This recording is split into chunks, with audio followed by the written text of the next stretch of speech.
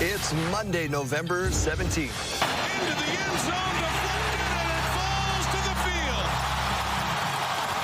Turning the Grey Cup green and white, the Roughriders win their first CFL championship in 12 years. It's going to be a particularly dramatic and suspenseful day. It could be close, like close as two coats of paint, real close. Members of Parliament will decide today whether to vote in favor or against the Prime Minister's budget. Hundreds line the streets in Regina and Saskatchewan to see Santa Claus. Stay with us, Saskatchewan. Your morning starts right now.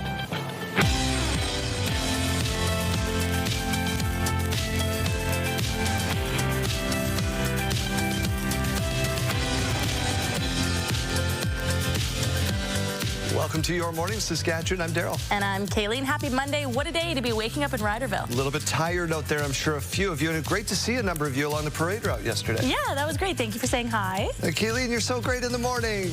There was one that was looking for you at the end, and I had to say he got in his car and left. Missing in action. We'll get to the weather forecast in just a minute, but we've got the parade details for your championship Monday, we'll call it. The Grey Cup champion Saskatchewan Roughriders will arrive home today before celebrating with you tomorrow. You can get a glimpse of the Cup at 1:30 outside the Gate 3 at Mosaic Stadium. Now, here is the parade route. It'll start at 13th Avenue on Albert Street and move all the way down to 20th Avenue, and ending up at the Legislative Building, of course. Street closures will be in effect along the route. Parking will not be available in front of the Legislative Building. It will start at 2 o'clock with the whole team being driven by the Royal Canadian Armed Forces, because after 12 years, the Riders have won the Grey Cup. Donovan Mace has more from Winnipeg. Last play. It is SR time in 2025. Needs a touchdown. Heaving it down the field. Into the end zone. Deflected, and it falls to the field. And Gray has just turned green and white. The Saskatchewan Roughriders, Grey Cup champions for the first time since 2013. We say it fast enough, it's our time. So we need to get some t-shirts printed up that says that's our time. And it was our time, and I was glad we were able to come through. We knew that we were able to retain a bunch of guys and keep the core. Going into year 2 as a group, there's no reason why we shouldn't be here tonight. And then here we are. Harris, and he gets it underneath Ellis, and afterwards rounds the corner. Trevor Harris winning his first Grey Cup as a starting quarterback in the CFL, being named the game's most outstanding player. I feel like I'm just getting started to be in a way, but just couldn't be more grateful to do it with this group of guys. 3 receivers out to the right. Harris looking that way. It's complete. It's Ellis inside the 20. While Samuel Amelis voted most outstanding Canadian. It just had to happen against them. It was definitely motivation, and we made it happen. Everybody in the organization made it happen. Offensive coordinator Mark Mueller, along with 6 players on this championship team, are locally grown. Born and raised in Saskatchewan, now lifting the cup in the green and white they grew up loving. It means so much to me because my family can be a part of it. They're a huge part of it. And I'm just so that this group has been special since we got here. Having the province behind us, so to be able to bring that back to them is something we're super excited about. We brought it home. We brought it home, Rider Nation. Couldn't be more happy. Rider Nation deserves this. It's been way too long. And the Grey Cup returning to Rider Nation. I'm so happy for the province. I'm happy for Rider Nation, everybody back home. I can't wait to come and celebrate with everybody. We really appreciate Rider Nation, man. They stuck with us through and through. We love you, Rider Nation. Let's go, man. Come on. The confetti now settled. The celebration just beginning. What does that feel like? Man, it feels just like that. Unbelievable. Unbelievable, baby. Donovan May, CTV News, Winnipeg. Everybody, literally. Flashing back to Corey Chamberlain doing that to Lee Jones and I in 2013. Before the game, the Prime Minister performed the customary coin toss at center field. He was met with some booing and shouting, but smiled and waved and then took some photos with other fans.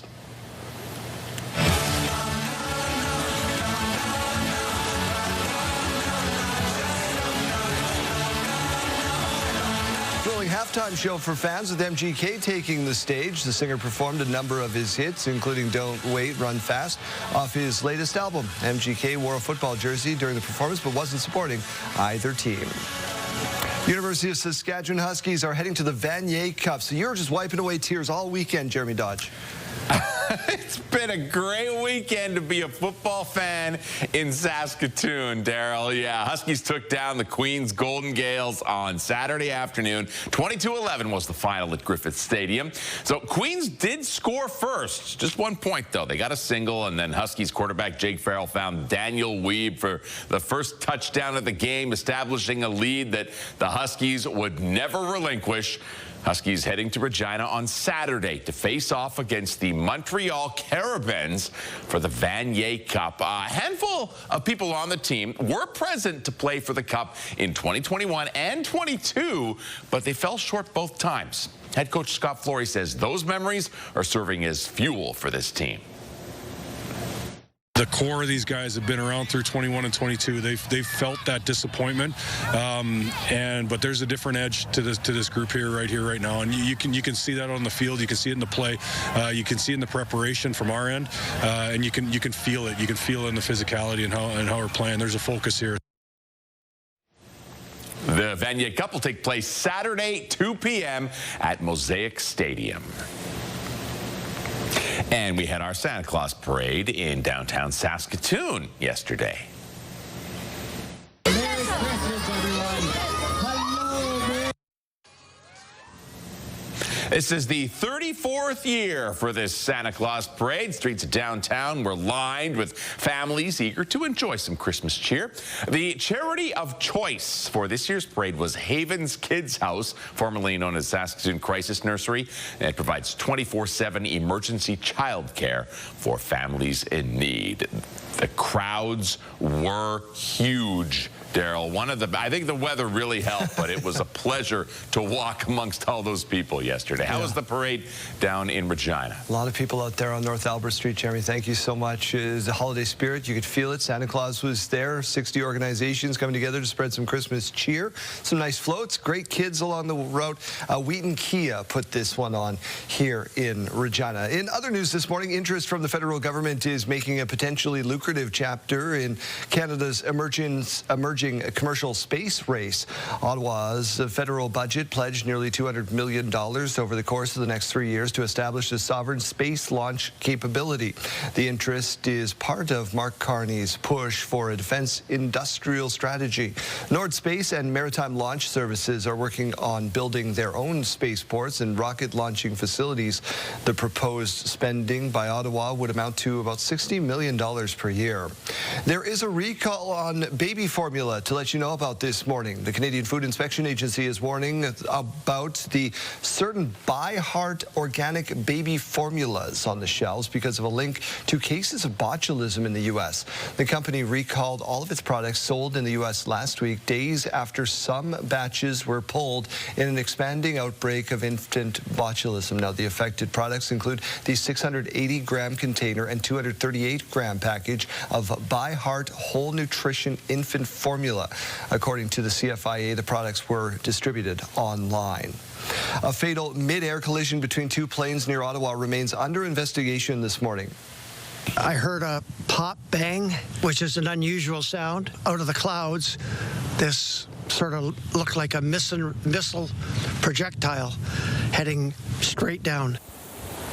The planes were both owned by Cornwall Aviation and were conducting training flights when they collided south of the nation's capital. The wing of one of the planes snapped off and landed in a wooded area near a country road. Now, the pilot and sole occupant of the plane died. The second plane landed safely.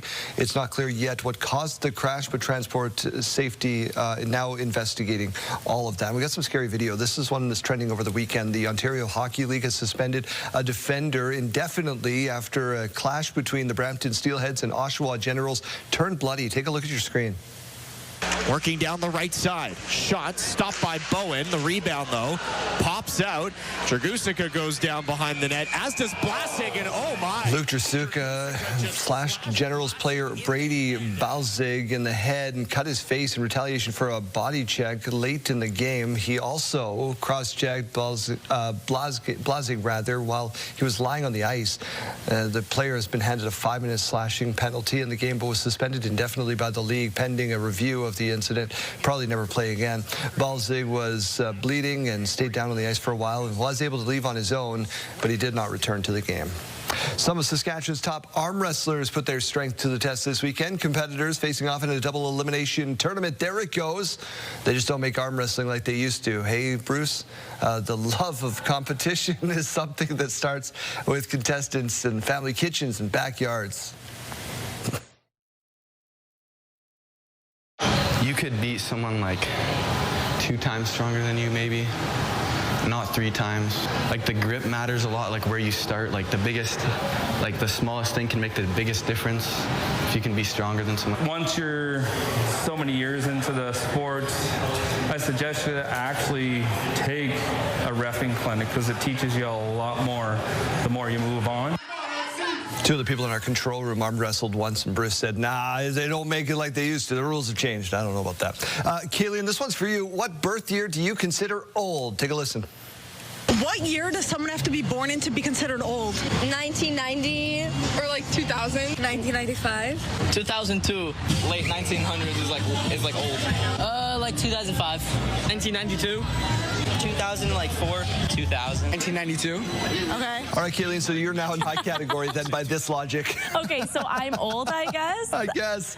We're also considering Janelle Lapai old, which Welcome is to the club. Crazy. Welcome to the club. Oh, no, I dislike that script a lot. We used to be elder millennials. Now we're just elder, apparently. What's going on in the weather forecast? I miss my youth. Tomorrow's the parade day. We need to know what the parade forecast is like. All right, well, let's first of all take a look at right now. This morning view, it's brought to you by recyclemyelectronics.ca, where you can find a drop-off location near you. We're at -1 to wake us up in Regina. We do have some clouds up in the sky to start the day, and winds coming in at 26 kilometers per hour. In Saskatoon, waking up to those clouds, 28 kilometer per hour winds and 0 degrees. Saskatoon also a little bit earlier, getting just a little light misting of some of that rain precipitation. It's going to be going away for most of the afternoon, just seeing those clouds stick around, but then some precipitation making its way back in for the evening hours. Let's take a look at that, though, on the radar and satellite. So you see it popping up around Saskatoon really early this morning. About 5 a.m. we saw that very light precipitation. It's not a large system, at least for the central zone. Down towards the southwest, we do see some more rain around Swift Current. Now, looking forward to the afternoon today, we see some more of that rain falling around Swift Current. Just a little bit of that snow on your screen just above Prince Albert there. And then as we make our way into those evening hours, we see more of this popping up. It is green, so that is indicating the rain. And then that little patch of pink around Regina is indicating that we could be seeing that wintry mix of sleet or just a few flurries. Then we see more of that pink popping up. So it is starting to freeze as we make our way into tomorrow morning there. We see it in areas just east of Saskatoon and north of Yorkton there. And then we're going to continue on to look at Tuesday afternoon, where we are going to be seeing, again, some more of that rain, mixed precipitation, and right around Yorkton there, some more of those flurries. The larger system is going to be making its way in on Wednesday morning with those flurries expected for Saskatoon and Regina.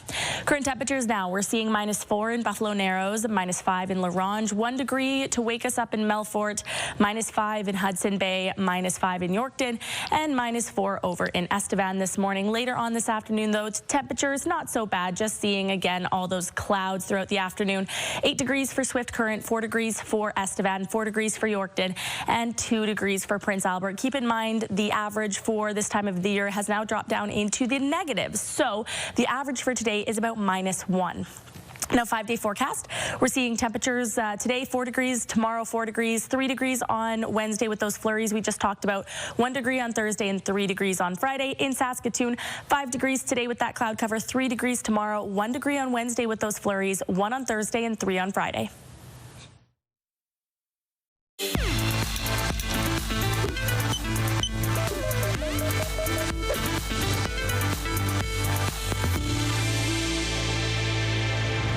Creatine is an amino acid found in red meat, seafood, and milk that's stored in muscle, the brain, and testes. According to the NIH, creatine is considered safe when taken as recommended, and some studies suggest that it can increase the amount of energy available to your muscles so you have more stamina. Plus, there's some promising research showing that it may help with age-related muscle loss, neurodegenerative disorders, heart attack recovery, and even fetal development. Research suggests women may not see the same benefits, though. If you do take a creatine supplement, the recommended dosing ranges from 3 to 5 grams a day. But if you have kidney disease, you should consult with your doctor prior to starting because it can put extra strain on the kidneys. Experts do note that the FDA provides limited oversight of supplements, which remains a concern. So be sure to buy from a reputable source. With this Medical Minute, I'm Rena Roy. Health Report, brought to you in part by Saskatchewan Blue Cross, protecting your health since 1946.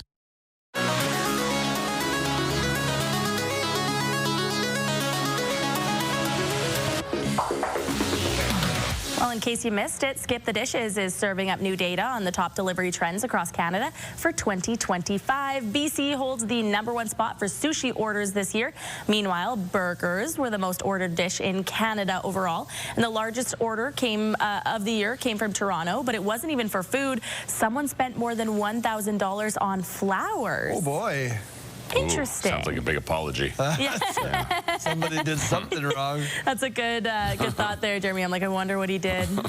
By the time a burger gets to you, is it still warm and fresh? Yeah, I agree. I don't like that one. I don't like getting much stuff delivered. Pizza's Pizza's good, but yeah, most other stuff. I think that burgers specifically not the best, only because when they're getting delivered, the bun gets soggy. That's the thing. Yeah. Right. Yeah, those flowers. And like fries, poutine. Those flowers hold up, though. Yeah. Question of the day. We're talking food today. Yes. So today happens to be not only National Butter Day, but also National Homemade Bread Day. So we're asking you, what's something that you always make from scratch instead of buying it at the store? For me, it was butter in my household because my grandmother always said, you don't buy it at the store, you just whip it yourself, right? Okay. Oh, wow. More than a few people are ordering burgers today because they are hungover after that rider win last night. So I just started to think, there's going to be some skip orders today. Boy, oh boy. Text your name and your answer to 10400. Standard message rates may apply, or scan the QR code on your screen. We're back in just a minute as we take a look over the city of champions, Regina, Saskatchewan.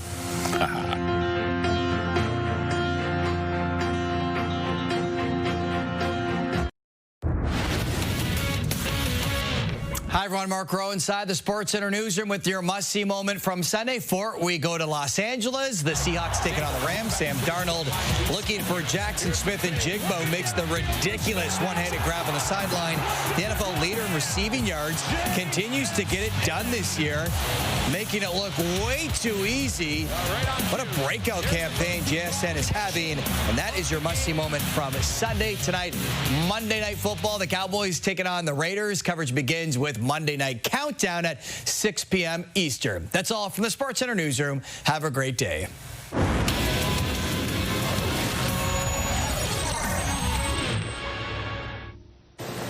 Time to head out and track down Mike Siona to see what he is getting up to this morning. Mike, where are you? Well, we find ourselves at Lucky Bastard Distillers here this morning with Carmel Salveson and Chris Sikorsky. And Chris, I don't know why, but I'd like to ask you about local companies that care. Tell me about it. I'm glad you asked, Mike. Local companies that care, we get together twice a year, and so we're supporting local charities right here in Saskatoon. We're membership-based, and our members have an opportunity to come out, party with us at LB Distillers here, and make a financial impact with local charities. Fantastic. Now, Carmel, we've been here before, but somebody that maybe doesn't know how this all works, kind of give us the rundown in terms of the evening. Well, the solve we wanted to create is an opportunity for business owners to get involved with the community, but do it in an impactful manner. So we meet twice a year. The ask is 2 hours a year, and the ask is a donation of $250 per meeting that goes directly back into Saskatoon to our local nonprofits. Very, very cool. Who are the nonprofits for the next event here that are pitching? So this year we have Friendship In, we have The Bridge, and we also have Foundations, Learning, and Skills. So 3 awesome charities, dynamic groups doing different work but important work here in Saskatoon. And Carmel, basically it works. They come, they pitch, and you pick? That's right. They come, they don't necessarily pitch. We actually have a dialogue with them and learn about them and learn how we can support them. And then every member in the room can donate their $250 to one of the 3 that resonates with them most. Very, very cool. All right, well, we're going to talk more about it as the morning continues, including introducing you to an organization which has benefited in the past. So stay with us. School Day Forecast is brought to you by CAA School Safety Patrol, working together to keep our school zone safe. If you're heading out to catch the bus right now, we're at -1 in Regina and 0 degrees in Saskatoon. The clouds carrying us into our afternoon, 3 degrees by lunch in both cities. And then by final bell, both cities sitting at those expected daytime highs. For Regina, that is 4 degrees. For Saskatoon, that is 5 degrees. And we'll be seeing wind gusts just a little bit stronger for areas down towards the south today. As we go to break, here's a look at those gas prices in Regina. The common cost to fill up, $124.9. The lowest you might find is $105.9. In Saskatoon, the common price is $121.9. The lowest you might find, $116.9. Taking a look at the farm markets now, the street price of canola at $585.92 per ton, and the futures price at $646.90 per ton. Amber Durum wheat at $285.94 per ton this morning, and red spring wheat starting the day at $249.78 per ton. And the Canadian dollar beginning the day trading down at 71.30 cents U.S.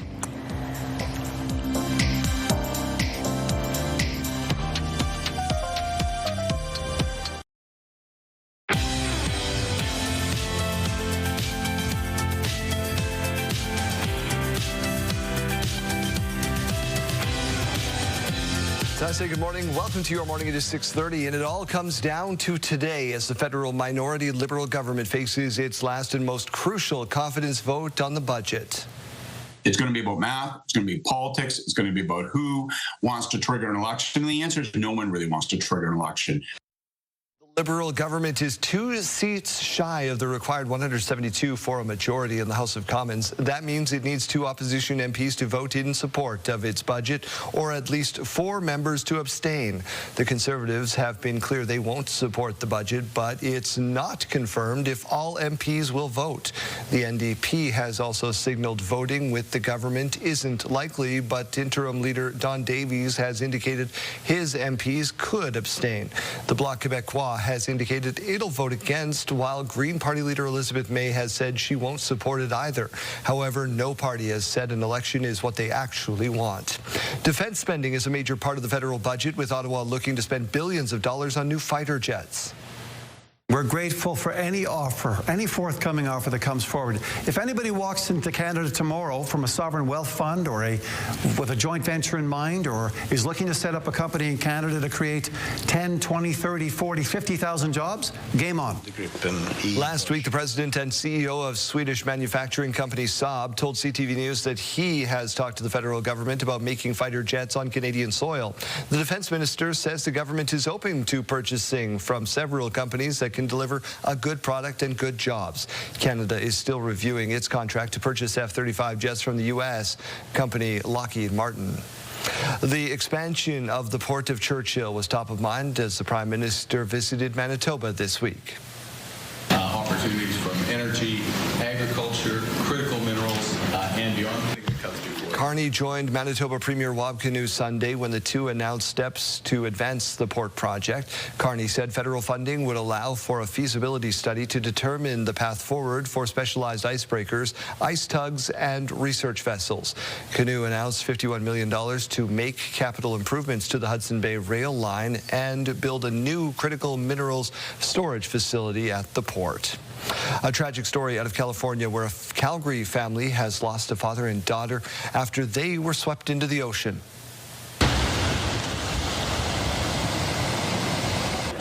Police say 39-year-old Yuhi Hu was with his wife and 2 children at a state park along the Pacific Coast Highway Friday. That's when a 6-meter wave dragged their 7-year-old daughter into the water. The dad went in to try to save her, but both were pulled further into the ocean. The mother also tried to help and was also pulled in, but she was able to make it back to shore. The couple's 2-year-old was unharmed. Both the dad and mother were taken to hospital where he was pronounced dead. The 7-year-old girl's body was recovered yesterday afternoon. Saskatchewan's largest farm group is raising concern about foreign farmland ownership in the province. APAS has said that it is hearing anecdotal reports of farmers about it happening here. The group is joining the Saskatchewan NDP in calling for careful monitoring of land purchases. Wayne Mantika reports. About 40,000 farmland transactions take place in Saskatchewan annually. Non-Canadians are prohibited from purchasing farms, but APAS is hearing reports from farmers that it is happening. On the RM map, it gives us an indication of who owns those lands, but quite often it's just a numbered company that nobody seems to know exactly who is owning it. It echoes what the NDP has been saying in the legislature for the past couple of weeks. One thing for that government, that minister, to be dismissive of the opposition, but it's another thing to be dismissive of the Agricultural Producers Association of Saskatchewan, or the producers of this province. Now, of course, they sent a letter to that minister yesterday, but I don't think he read it. I don't think he got the message. The provincial auditor recently reviewed the situation and found that the Farmland Security Board did not request statutory ownership declarations for 50% of farmland purchases tested made by corporations not registered in the province. Since 2020, 5 orders have been issued to sell farmland inappropriately purchased by foreigners. If the president of APAS or from APAS or SARM have evidence, or the member opposite has evidence, please bring it forward to the Farmland Security Board. Let them do their job. Thank you. APAS believes farmers would like more reassurance that the government is carefully checking farmland transactions. It believes that could be done through the regular release of the number of transactions checked and whether any violations were found. Wayne Mantika, CTV News, Regina. With job applications, it's all about noticing, and one real life for the job candidate named Scott Kelly.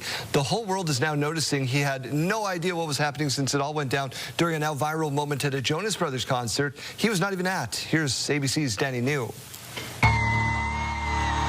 Thanks to this moment, millions of people are now obsessed with the resume of one man, Scott Kelly. Monday, I got a message from a buddy of mine while I was sitting in class saying, "Hey, dude, you're going famous on TikTok." This video was taken by Jen Wilson at a Jonas Brothers concert in Buffalo last week. It was not the place that you would normally see something like that, in my opinion. When she and her friend noticed that the man in front of them was, instead of singing along, scrolling through a PDF of this Army veteran's job history. I thought to myself, like, this is the stuff you see on the internet. Like, this isn't something you see in real life. And also, we're at a Jonas Brothers concert. A week later, the video now has more than 50 million views on TikTok, with commenters rooting for Scott's prospects. Even Nick Jonas trying to hype up Scott, saying his work ethic and critical thinking inspired one of their song lyrics. Even though, brace for this, Scott says he had never actually heard of the Jonas Brothers. I'm not judging. There are things I don't know all the time. But how did you not know who they were? Yeah, pop culture has never been my strong suite. Not only that, Scott says he had not actually applied for any jobs. His resume had just gotten into the hands of another veteran named Brandon, who tries to hire local veterans in the area. In fact, he and I served in the Army together, actually way back in the day. We found out going back through our, Well, Scott has also made some new friends, too, getting to actually hang out with the Jonas Brothers after appearing on The Tonight Show together on Friday. Got a selfie together, and they said, "Hey, if you ever want tickets, we're going to stitch you up with our team." And he now is a connection for life with Jen, whom he chatted with over video for the first time during our interview. I am grateful for Jen, and I think a lot of good's ultimately going to come of this whole thing. So in case I wasn't clear, Scott says he is happily employed, but his LinkedIn has been blowing up. And, quote, it's hard to ignore good opportunities, so he is reading the messages a little bit. But again, happily employed. In New York, for ABC News, I'm Danny New. What a set of circumstances. Imagine being happily employed, as they emphasized, and being like, no, I swear to my employer, I'm not trying to look elsewhere. But imagine paying that kind of money for a Jonas Brothers ticket and you're sitting there just like, I wonder if I guess higher today. Yeah, who knows? What's going on in the weather? Well, we're waking up to cloudy skies this morning, although it still is rather dark out there in Regina. We're seeing winds about 28 kilometers per hour this morning. Over in Saskatoon, about 25 kilometers per hour right now. Let's take a look at these current temperatures, though, all across the province. So we're seeing Prince Albert at -1, -2 in Spiritwood, -2 in Nipawin, -5 in Hudson Bay, -2 in Moose Jaw, and -4 is what we're waking up to in Estevan this morning. We are going to be seeing some winds, but the strongest ones today are actually going to be right in Regina, where we're seeing winds just barely surpassing 40 kilometers per hour. Other than that, a lot of places going to be seeing them up to about 35 kilometers per hour or even 20 kilometers per hour down in that southwest corner. Not really going to be seeing those strong winds today. Futurecast, though, showing that southwest corner is going to be getting some of that precipitation, and we have already been seeing some very light precipitation in the province really early this morning. Saskatoon just got a little bit of misting this morning, and that system is going to be bringing some more rain into the late evening hours and overnight to areas around Saskatoon and Regina as well. That little patch of pink is indicating the freezing rain, so make sure that you're driving really safe tomorrow for your commute. And then this is into tomorrow morning. We see some more rain falling around Swift Current there, and some more of that freezing rain, all of that lit up in pink in areas just east of Saskatoon there. Now, most of what we're actually going to be seeing precipitation-wise is going to be coming on Wednesday morning, where Saskatoon and Regina are going to start seeing some more of those flurries. Let's take a look at this almanac, though. So the high for Regina today, 4 degrees. Saskatoon just 1 degree above that, expecting that high of 5 degrees. The average for this time of the year in Regina about -1. For Saskatoon, -2.4. Last year, Regina reached 8.9 and Saskatoon reached 5.8 in the afternoon. The record for both cities was back in the year 2009. For Regina, that was 17.4 degrees, and for Saskatoon, that was 15.0. The sun will be going down at about 5:10 p.m. for Regina and 5:12 p.m. for Saskatoon. Now, let's take a look at the 7-day forecast. So we already talked about how we have some flurries on the way for Wednesday. Temperatures for Regina only dropping slightly down to about 3 degrees, then dropping on Thursday to 1 degree, getting right back up on Friday to 3 degrees, 4 on Saturday and 2 on Sunday. In Saskatoon, we mentioned the high today, 5 degrees, but 3 degrees tomorrow, and then 1 degree on Wednesday with those flurries. 1 degree on Thursday, 3 on Friday, 3 on Saturday, and 1 on Sunday.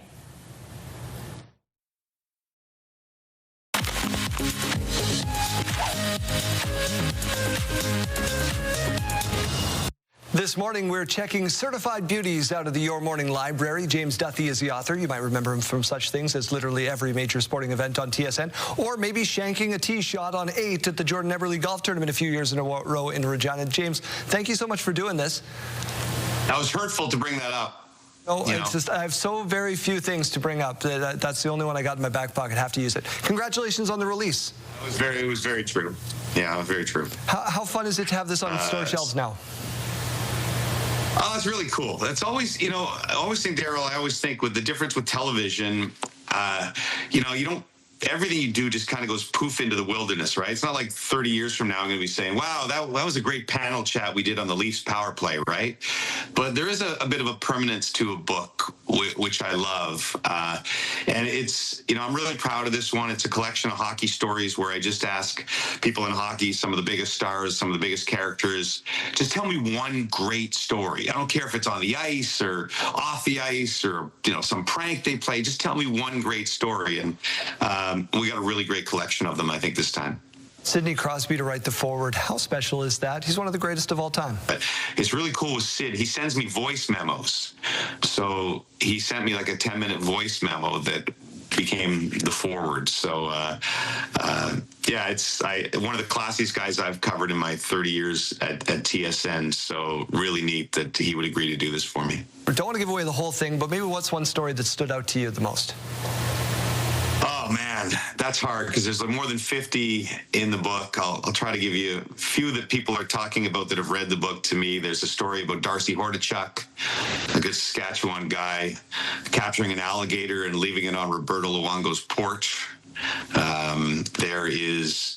The first chapter is about Brady Tkachuk trying to play a prank on Claude Giroux that goes horribly wrong and almost costs the Ottawa Senators a game. But it's full of stories like that. But there's also, I think, the heart and soul of the book. I did a chapter on the Gaudreau brothers, and I was just taken by, how sad that story has been for the past year. And I wanted to write something that, obviously it's sad with the context, Daryl, but I wanted to write a happier chapter. So I talked to 21 family members and their best friends to ask them to tell me beauties type stories about Johnny and Maddie Gaudreau, and there's an incredible collection in there. So I wanted something that maybe their kids could read someday and make them smile about their dads, and so those are some of the highlights. But it's kind of trying to pick your favorite child when you write about 50 stories like this. I kind of love them all. You just want to entertain. We're entertainers. We just want to entertain people. That's what you want people to take away from this book? Yeah, I think so, more than anything else. There's no big message you're going to leave this book from. I'm not trying to change the world. I like to read books where I never know what's going to happen from page to page, and books that are easy to read. Sometimes I don't have the attention span to read a 400-page story about something. So these are, some of the stories are 2-3 pages, some of them are 10 pages, but it's the kind of book you could pick up and, bathroom reading. You can pick it up and put it down and come back to it tomorrow. So I guess that the only purpose I would say is that a lot of people say hockey players are boring, and my thought is no, they're not boring. They're boring maybe in those intermission interviews, but if you sit down with them and really get into their careers and, like I say, just tell me a couple of awesome stories, they usually have them, and I think hockey is a sport that breeds great stories, and that's what I try to capture here. James, we appreciate you. You got probably 6 or 8 panels to host today, so we'll let you get back to that. You can check out Certified Beauties from the Your Morning Library or wherever books are sold. Thank you.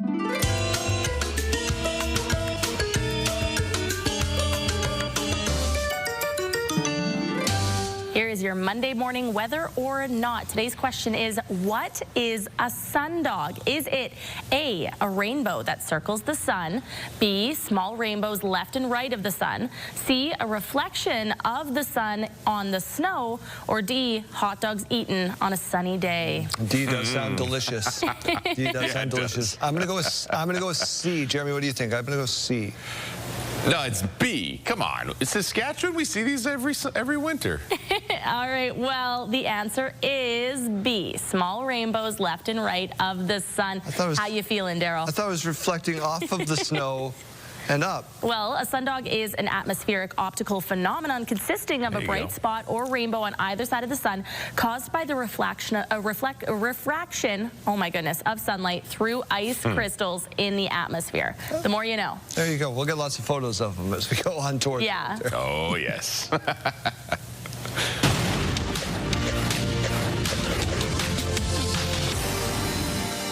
Sales of existing homes in Canada edged higher last month, extending the run of modest activity as economic uncertainty rattles the property market and consumers worry about their jobs. The Canadian Real Estate Association says national sales of existing homes rose 0.9% on a seasonally adjusted basis in October from the previous month. That marked a recovery after home sales, resales that is, fell 1.7% the month before, with sales now up in 6 of the last 7 months. Still, actual sales on a non-adjusted basis were 4.3% below October of 2024. New listings were down 1.4% compared to the previous month, but were up 7.2% year over year and close to the long-term average for that time of year. While some stocks to watch today, Alphabet shares are jumping after Berkshire Hathaway said it took a stake in the company last quarter. Now, Disney shares also looking upward after agreeing to return ESPN, ABC, and other Disney networks to YouTube. HP is looking down right now after Morgan Stanley cut its price target for the company and downgraded it to underweight from equal weight. And Tesla shares look to rise after the company began requiring suppliers to exclude components made in China. And we have some key earnings reports coming out today, or this week, I should say. NVIDIA is one of them on Wednesday, also Walmart and Home Depot. Those are your morning business headlines. For BNN Bloomberg, I'm Roger Peterson.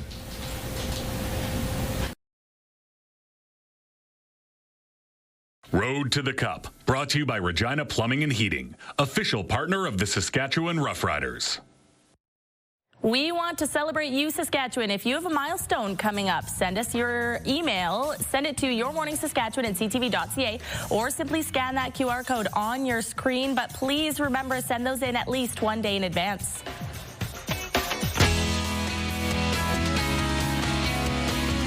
How are we feeling there, Brendo? Pretty good, actually. I'm a little hot. A little hot in here. There it is. So good.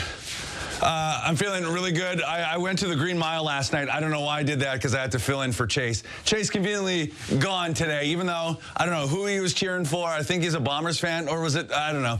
Let's boo him later, but let's cheer on the Riders today. This morning, I took a mic down. I interviewed a lot of people. I don't know if that was a good thing or a bad thing, but it makes good audio. So all morning long, we'll be cheering on the Riders. Hopefully we'll get some details about the upcoming parade. It's going to be a fun time. So we'll have a lot of details there. But most importantly, let's keep that winning feeling alive. We're going to try to get you to Boots on the Beach today, coming up at 7 o'clock. 9 o'clock in the morning and then 3 o'clock in the afternoon. Listen for your name.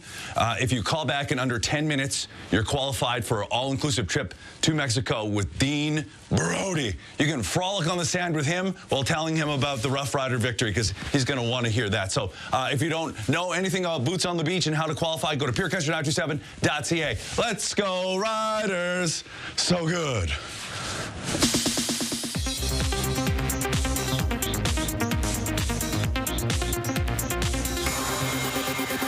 You know, it really had to be about relatable people that you would invest in and care about their journey. Jonathan Goldstein and John Francis Daly's next journey is to the stars. The filmmakers behind Game Night and Dungeons & Dragons Honor Among Thieves are set to write, direct, and produce a new Star Trek movie for Paramount. It's been nearly a decade since the last big-screen Trek film. I can't honestly believe I'm getting honored for something that I really love to do. It's like getting a trophy for eating cupcakes and petting dogs. Judy Greer received the Global Champion Award from the International Medical Corps. The actress has been a longtime advocate of the humanitarian organization. Her dear friend Jennifer Garner presented Greer with the honor at the group's annual celebration in Los Angeles. You tend to choose people because they worship you, not because of any actual merit on their part. Maggie is brilliant. Is she? Does she just think you're brilliant? The Gotham Awards think After the Hunt is brilliant. Director Luca Guadagnino and star Julia Roberts are set to receive the 2025 Gotham Awards Visionary Tribute for the film. The 35th annual Gotham Film Awards ceremony is December 1st in New York. In Hollywood, I'm David Daniel. I don't feel comfortable.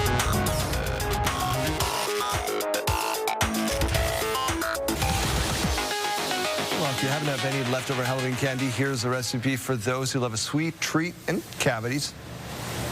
Easy treat to make this fall. Start off with some peanuts, M&Ms. So nice, we're running it twice. She puts everything on the grill, mixes it all up, and makes some sort of bar concoction that actually didn't look so bad. This is one of those trust the process things, because when I first saw it, I was thinking there's no way this is going to work. But at the end, you see how it all comes together. There you go. Maybe you can enjoy that along the parade route. We're going to reset. We're going to tell you when that parade is coming up after this short timeout.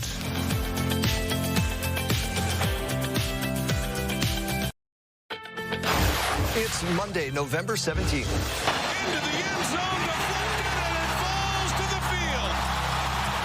The Grey Cup turns green and white. Your Saskatchewan Roughriders win their first CFL championship in 12 years. 100% of our MPs opposed the costly Carney credit card budget. Opposition against the latest federal budget could lead to a holiday election. A look at how many votes are needed just ahead. Президента Французької Республіки щодо співробітництва у сфері придбання Україною оборони. Ukraine is planning to buy 100 warplanes from France. President Volodymyr Zelensky making it official moments ago in Paris. Stay with us, Saskatchewan. Your morning starts right now.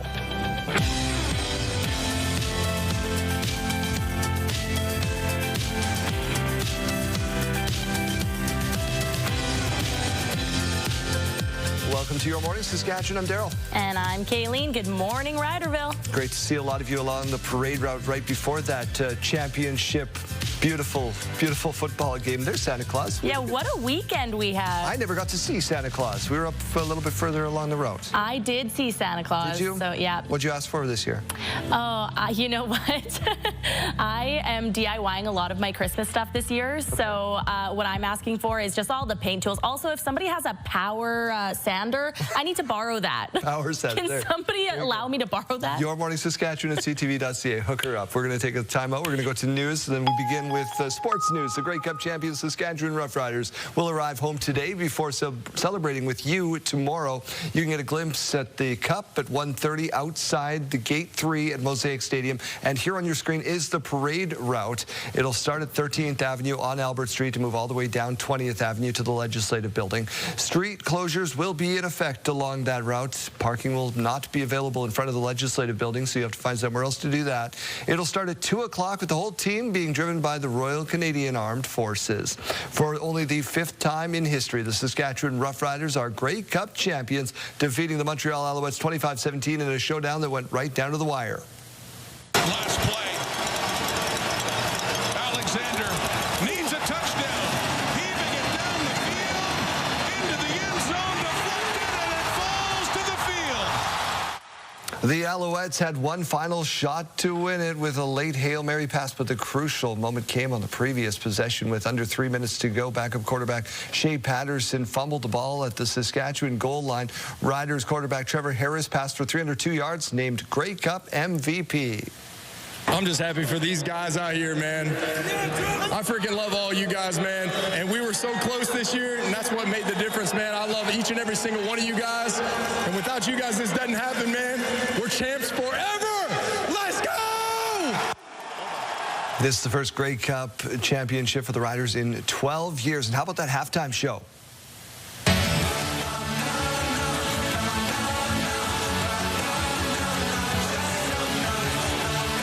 GK took the stage, the singer performing a number of hits, including Don't Wait, Run Fast off his latest album. And GK did wear a football jersey, as you see, but it wasn't for either team, so he wasn't supporting either side. The long wait is over for the 13th man. They poured into the streets last night. We sent Jacob Carr out to gather reaction. As Rider fans gathered at the Italian club on Sunday night to cheer on their team in the Grey Cup, there was lots of celebrating. Sprinkled with moments of tension as the Alouettes erased most of an 18-point Saskatchewan lead, ultimately ending in elation when the Riders came out victorious.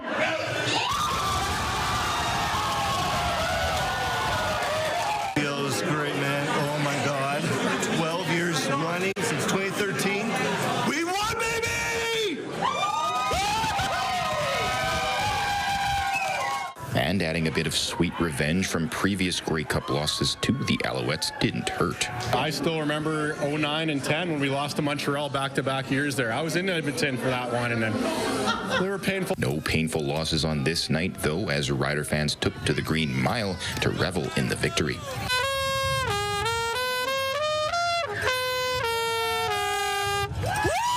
Some fans reminiscing on how much has changed in their lives since Saskatchewan's last championship in 2013. The last time we won the Grey Cup, he wasn't even born yet. He was 2 years old, and he got to hold the Grey Cup. And last time they won a Grey Cup, I was like 9 years old, so it's crazy to see it when I'm grown up, so it's awesome. Others stating that they never wavered in their faith that the team would bring the cup back to the heartland. We trusted that our guys, Trevor Harris, Corey Lace, we had trust in our boys, and they got it done! They got it done! Sunday was a night to remember for Rider fans from all walks of life, even those of the canine variety. Eddie boy! He loves this wiener dog loves the Rider. He loves football! Fans will have one more reason to pack the Green Mile this year as the team's Grey Cup parade is scheduled for Tuesday afternoon. Jacob Carr, CTV News, Regina. Just not only Rider fans celebrating. You had a great weekend, Jeremy. Yeah, I mean, we had another big football victory so more champions than just that one. The Saskatchewan Huskies hosted the Mitchell Bowl on Saturday afternoon. Hallie Mandrick will tell you all the details. The University of Saskatchewan Huskies are heading to the Vanier Cup. The Huskies took down the Queen's Golden Gales on Saturday afternoon with a final score of 22-11. He'll take a knee, and that's it. The Saskatchewan Huskies are going back to the Vanier Cup. After Queens scored the first point with a single, Huskies quarterback Jake Farrell found Daniel Wiebe for the first touchdown of the game, establishing a lead that the Huskies would keep for the remainder of the game. Yeah, it's big. I mean, I feel like, anytime you're in a big game like this, you try to go to your best players, and obviously Daniel Wiebe being, the best receiver in the country, you want to get in the ball early. So, I mean, that's just a prime example of him, getting the ball and doing what he does. The momentum continued as Daniel Kabungo ran for 85 yards with a touchdown return, also earning him the title of Offensive Player of the Game. Linebacker Seth Hundeby was named Defensive Player of the Game thanks to his 6 tackles, 2 sacks, and 1 forced fumble. It's one of those moments when, the opportunity presents itself. It's like, holy cow, it worked. So, I really got to think, we do those types of plays all the time where it's like, if you ever get in that situation, what are you going to do? It's like, punch the ball out and whatnot. So I got to thank my coaches. They really set me up for that one. A frequent sight throughout the game, players holding up one finger on each hand, signifying the number 11, a sign of solidarity with the team's starting quarterback, Anton Amandrud, who recently received a cancer diagnosis, forcing him to step away after week 5. Going into the game, we all knew who we were doing it for. I was able to speak to Anton yesterday, and he told me to get him a big one. And as soon as before I even crossed the goal line, I knew what I was going to throw up. I knew I was going to, go to the camera and just tell Ace we love him, because we really do, and we're doing this for him. The Huskies will head to Regina on Saturday to face off against the Montreal Carabins for the Vanier Cup. A handful of those on the team were present to play in the Cup in 2021 and 22, falling short both times. And head coach Scott Flory says those memories are serving as fuel for the team. The core of these guys have been around through 21 and 22. They've felt that disappointment, but there's a different edge to this group here, right now, and you can see that on the field. You can see it in the play. You can see it in the preparation from our end, and you can feel it. You can feel it in the physicality and how we're playing. There's a focus here. Hallie Mandrick, CTV News, Saskatoon. Well, football is a lot of fun right now in this province, Daryl, but there's some serious stuff to take care of as well. Recall on baby formula this morning. Yeah, Jeremy, the Canadian Food Inspection Agency warning you, the public, about certain By Heart organic baby formula because of a link to cases of botulism in the U.S. The company recalled all of its products sold in the U.S. last week, days after some batches were pulled in an expanding outbreak. The affected products include a 680-gram container and 238-gram package of By Heart Whole Nutrition Infant Formula. According to the CFIA, the products were distributed online. Thousands gathered in Mexico City Sunday, taking part in protests that devolved into clashes with riot police outside the National Palace.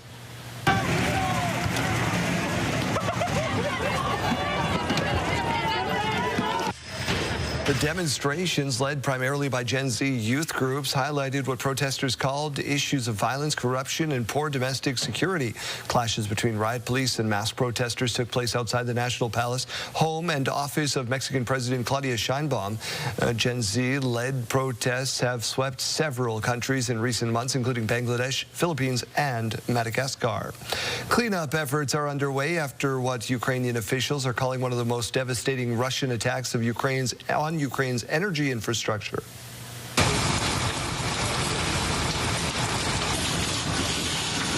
Officials say hundreds of Russian drones struck energy facilities across Ukraine, leading to thousands of people without power. Some 100,000 people in the Kharkiv region are reportedly without electricity, water, and heating. Meanwhile, Russia says its troops have continued to make advances in Ukraine's south and destroyed some 57 drones launched by Ukraine overnight. A record-breaking penguin parade took place in Harbin Polar Park in northeast China Sunday. 30 penguins, guided by trainers, waddled through the parade site and interacted with visitors. Look at them go. The penguins are affectionately considered ambassadors to the city. The day also features live music and performances. They do the same sort of thing in Calgary. I think maybe in Winnipeg as well. Kayleen, we've seen this before. Oh, I love a penguin walk. It's one of the highlights for sure. We got a different kind of parade happening tomorrow. We need warm temperatures for. Yeah, okay. Well, I'm going to try. It's not going to be bad. I don't know if we can say warm, but above the seasonal average. So, again, not bad. In Regina right now, -1 to wake us up. We do have quite a bit of cloud cover to wake us up. The sun in Regina going to be up at about 8:16 a.m.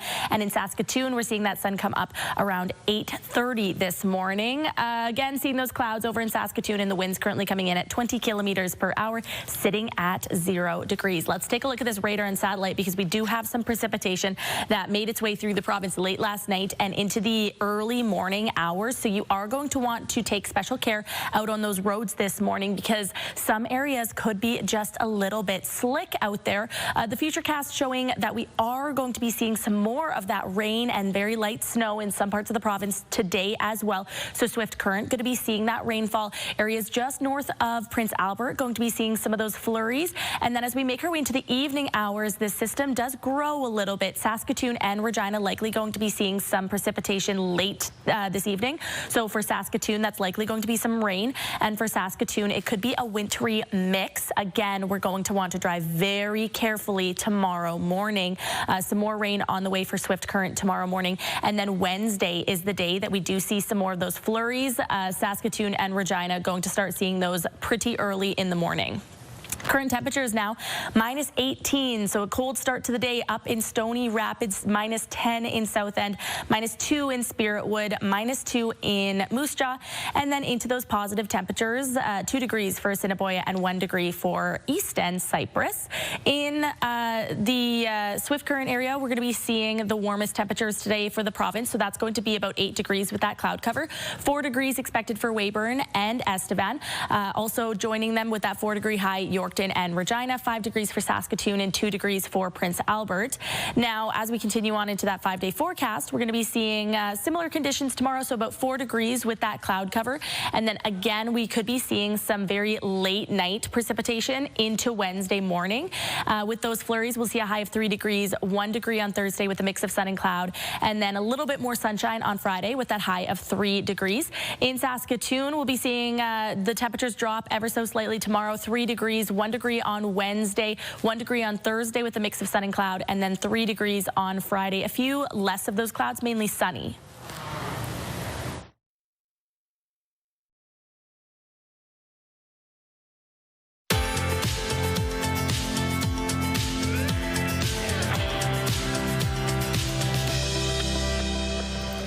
Let's take a look at this rural forecast. Now, we are going to be seeing some precipitation today. However, it is likely to be early in the morning and then late at night. The afternoon going to be mainly cloudy in many parts of the province. 5 degrees for Watrous, 6 degrees for Outlook, and 4 degrees for Wynyard.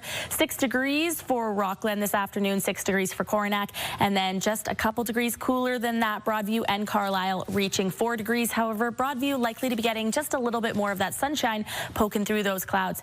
Let's take a look at Cut Knife, where internet plans up to 1 gig are available from SaskTel. The high this afternoon going to be 4 degrees. Mainly cloudy, just a little bit of sunshine and some southeast winds coming in up to about 30 kilometers per hour. Let's go back out to Mike Ziona now, who is learning about the impact our business community is making firsthand. Mike. Well, we're talking about local companies that care this morning. We're down here at LB Distillers, joined by Melanie Kenny from Sir Optimist. And that organization, which you're a part of, benefited from this organization. Tell me about that process. Yeah, we did.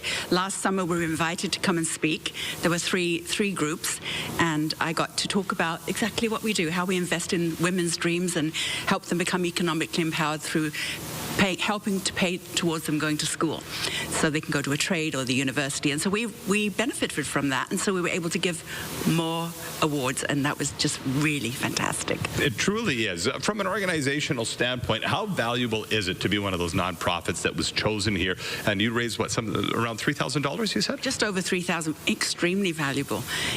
Extremely valuable, because fundraising is not easy, and local companies that care really helped us. I love that. Now, I understand since then, you all, I mean, as we all do, we wear different hats, and your family is now taking root on the other side of the ledger.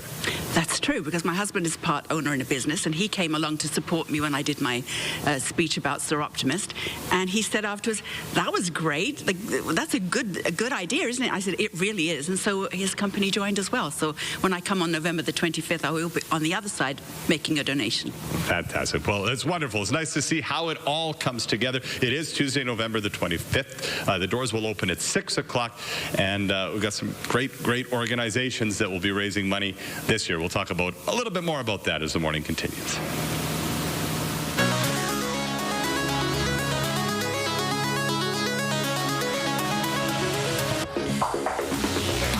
I love history. I love taking you to new places. So we're going to take you to Italy today. An immersive exhibit in London is going to give a chance to see Pompeii in a brand new way.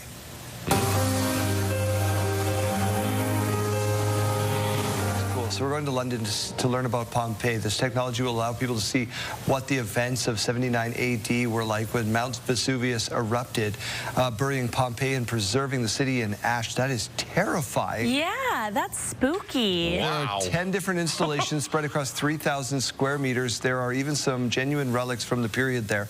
Exhibit organizers say this is the largest of its kind. Yeah, no doubt. Oh, I kind of want to see it, though. It's a little dark. I mean, history is important. Really? But wow. A little different vibe than the Van Gogh thing that was through Saskatchewan. Yeah, it was happy and beautiful. And this one, important, but a little spooky for this one, yeah. Unbelievable. All right, brings us to our question of the day, which is not related in any which way to that. No, I picked this one today because it's National Butter Day and National Homemade Bread Day. So we're asking you, what's something you just have to make from scratch instead of buying it from the store? Jeremy, I don't think we got your answer earlier. No, I don't have anything. I am not a food creator. Okay. Unfortunately. Well, Mary wrote in and said, we relish my homemade egg noodles in my homemade chicken soup. Always 10 out of 10. How good does that sound? Bailey also saying, we love to bake at my house. We don't ever need to buy the treats from the grocery store. A couple other answers here. Nice. Margie with the pecan cinnamon rolls making us hungry this morning. I like that Margie has the right idea with the icing. That's the right amount of icing. Some cinnamon buns, they go light on the icing. This is the right ratio here, folks. Yeah. Michelle's saying, I always make burgers from scratch. None of those store-bought patties for me. And that makes me curious. Do you home make the burger patties in your house, or do you buy them? Oh, I buy. I'm not a, I'm a consumer. I'm an end user, not just like Jeremy. What about you, Jeremy? Yeah, same. My wife has done homemade patties in the past, and they're pretty good, but usually we buy. Yeah, usually I buy, but I like to buy from the farmers market, so I feel good about that, right? I don't just buy from the store. It's okay, I buy from the farmers market. It's local. We want to hear from you, though. So what's something that you have to make from scratch instead of buying it from the store? Text us at 10400. Standard message rates may apply, or you can scan that QR code on your screen right now. Let us know. We're going to share some more answers in about 1 hour.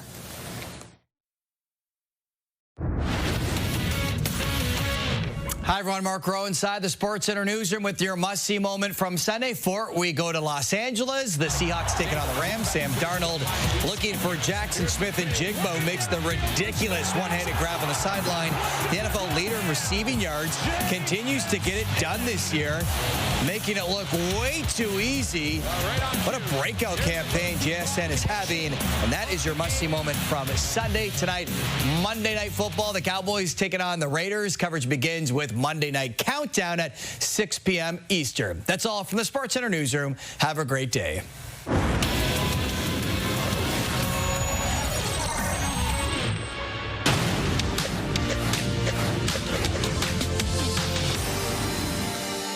Sales of existing homes in Canada edged higher last month, extending the run of modest activity as economic uncertainty rattles the property market and consumers worry about their jobs. The Canadian Real Estate Association says national sales of existing homes rose 0.9% on a seasonally adjusted basis in October from the previous month. That marked a recovery after home sales, resales that is, fell 1.7% the month before, with sales now up in 6 of the last 7 months. Still, actual sales on a non-adjusted basis were 4.3% below October of 2024. New listings were down 1.4% compared to the previous month, but were up 7.2% year over year and close to the long-term average for that time of year. Well, some stocks to watch today. Alphabet shares are jumping after Berkshire Hathaway said it took a stake in the company last quarter. Now, Disney shares also looking upward after agreeing to return ESPN, ABC, and other Disney networks to YouTube. HP is looking down right now after Morgan Stanley cut its price target for the company and downgraded it to underweight from equal weight. And Tesla shares look to rise after the company began requiring suppliers to exclude components made in China. And we have some key earnings reports coming out today, or this week, I should say. NVIDIA is one of them on Wednesday, also Walmart and Home Depot. Those are your morning business headlines. For BNN Bloomberg, I'm Roger Peterson.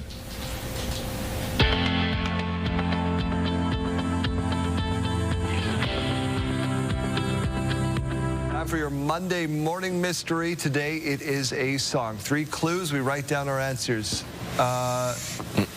It's supposed to be a song, but the first clue says this food dates back at least 14,000 years and could be as old as 100,000 years.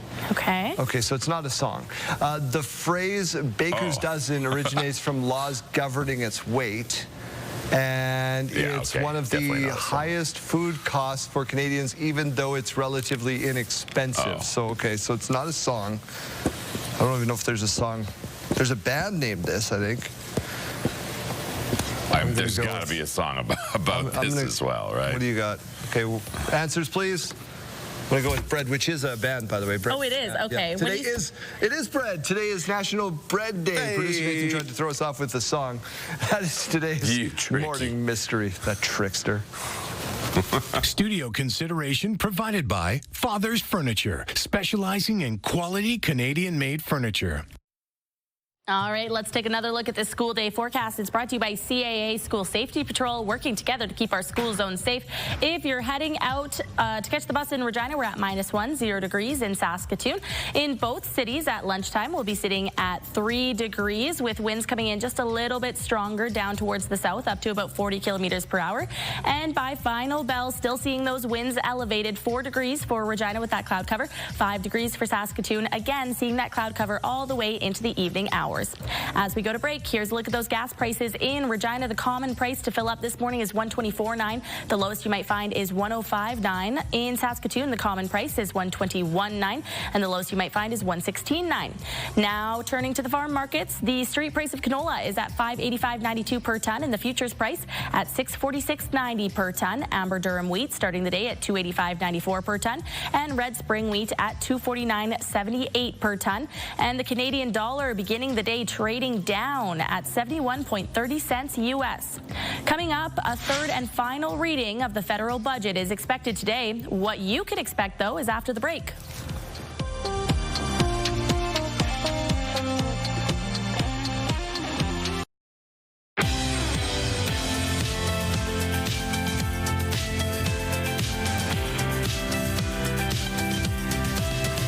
7:30, good morning. Welcome to Your Morning Saskatchewan. We begin with this. Yorkton RCMP investigating a fatal collision involving a pedestrian. It happened just before 6 o'clock Saturday night. Mounties say a driver hit a pedestrian on Mayhew Avenue in Yorkton. The 86-year-old man who was hit was taken to hospital where he later died. The driver remained on scene. No word yet on formal charges. The investigation is ongoing. The fate of Prime Minister Mark Carney's minority government is in the hands now of 343 MPs in the House of Commons, with the federal budget coming up for a third reading. Jeremy Sharon reports. Inside the halls of power, high stakes to start the week. A crucial confidence vote in the House of Commons that could come down to the wire. It's going to be a particularly dramatic and suspenseful day. It could be close, like close as 2 coats of paint, real close. Prime Minister Mark Carney's Liberal government will need help to pass its budget. 2 seats shy of the required 172 for a majority in the House of Commons, the government needs 2 opposition MPs to vote in support of their budget, or at least 4 members to abstain. It's going to be about math. It's going to be politics. It's going to be about who wants to trigger an election. And the answer is no one really wants to trigger an election. The Conservatives have been clear they won't support the budget, but leader Pierre Poilievre has stopped short of confirming whether all his MPs will vote. Are you confident that all of your MPs will vote against the budget?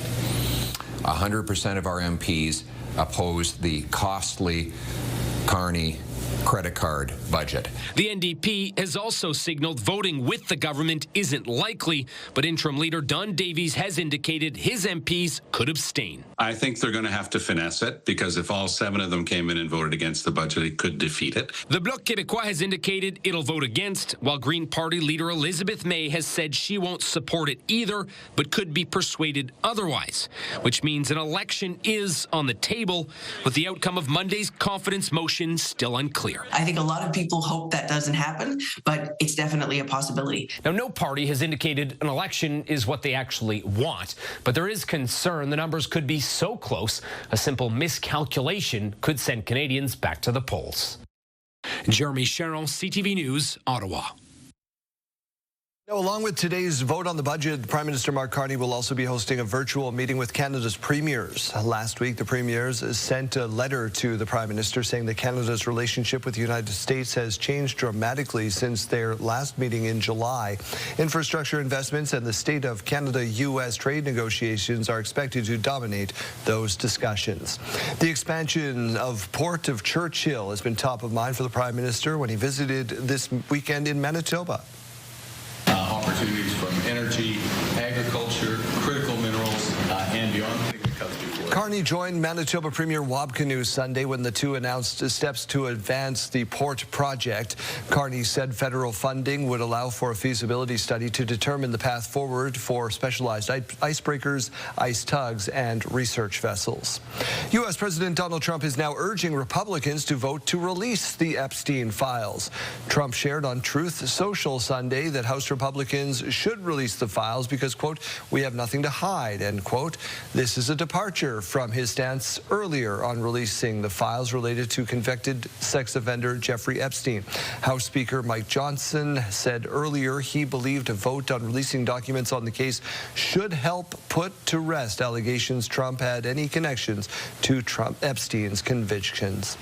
It's been more than 30 years since O.J. Simpson was acquitted of the murders of his ex-wife Nicole Brown Simpson and her friend Ronald Goldman. While the criminal aspect of the case has long been resolved, there are still major developments on the financial end. ABC's Maggie Rulli with that. This morning, the estate of O.J. Simpson tells ABC it will accept a claim of roughly $58 million from the family of Ron Goldman. The question remains whether it will ever be paid in full. Orenthal James Simpson, not guilty of the crime of murder.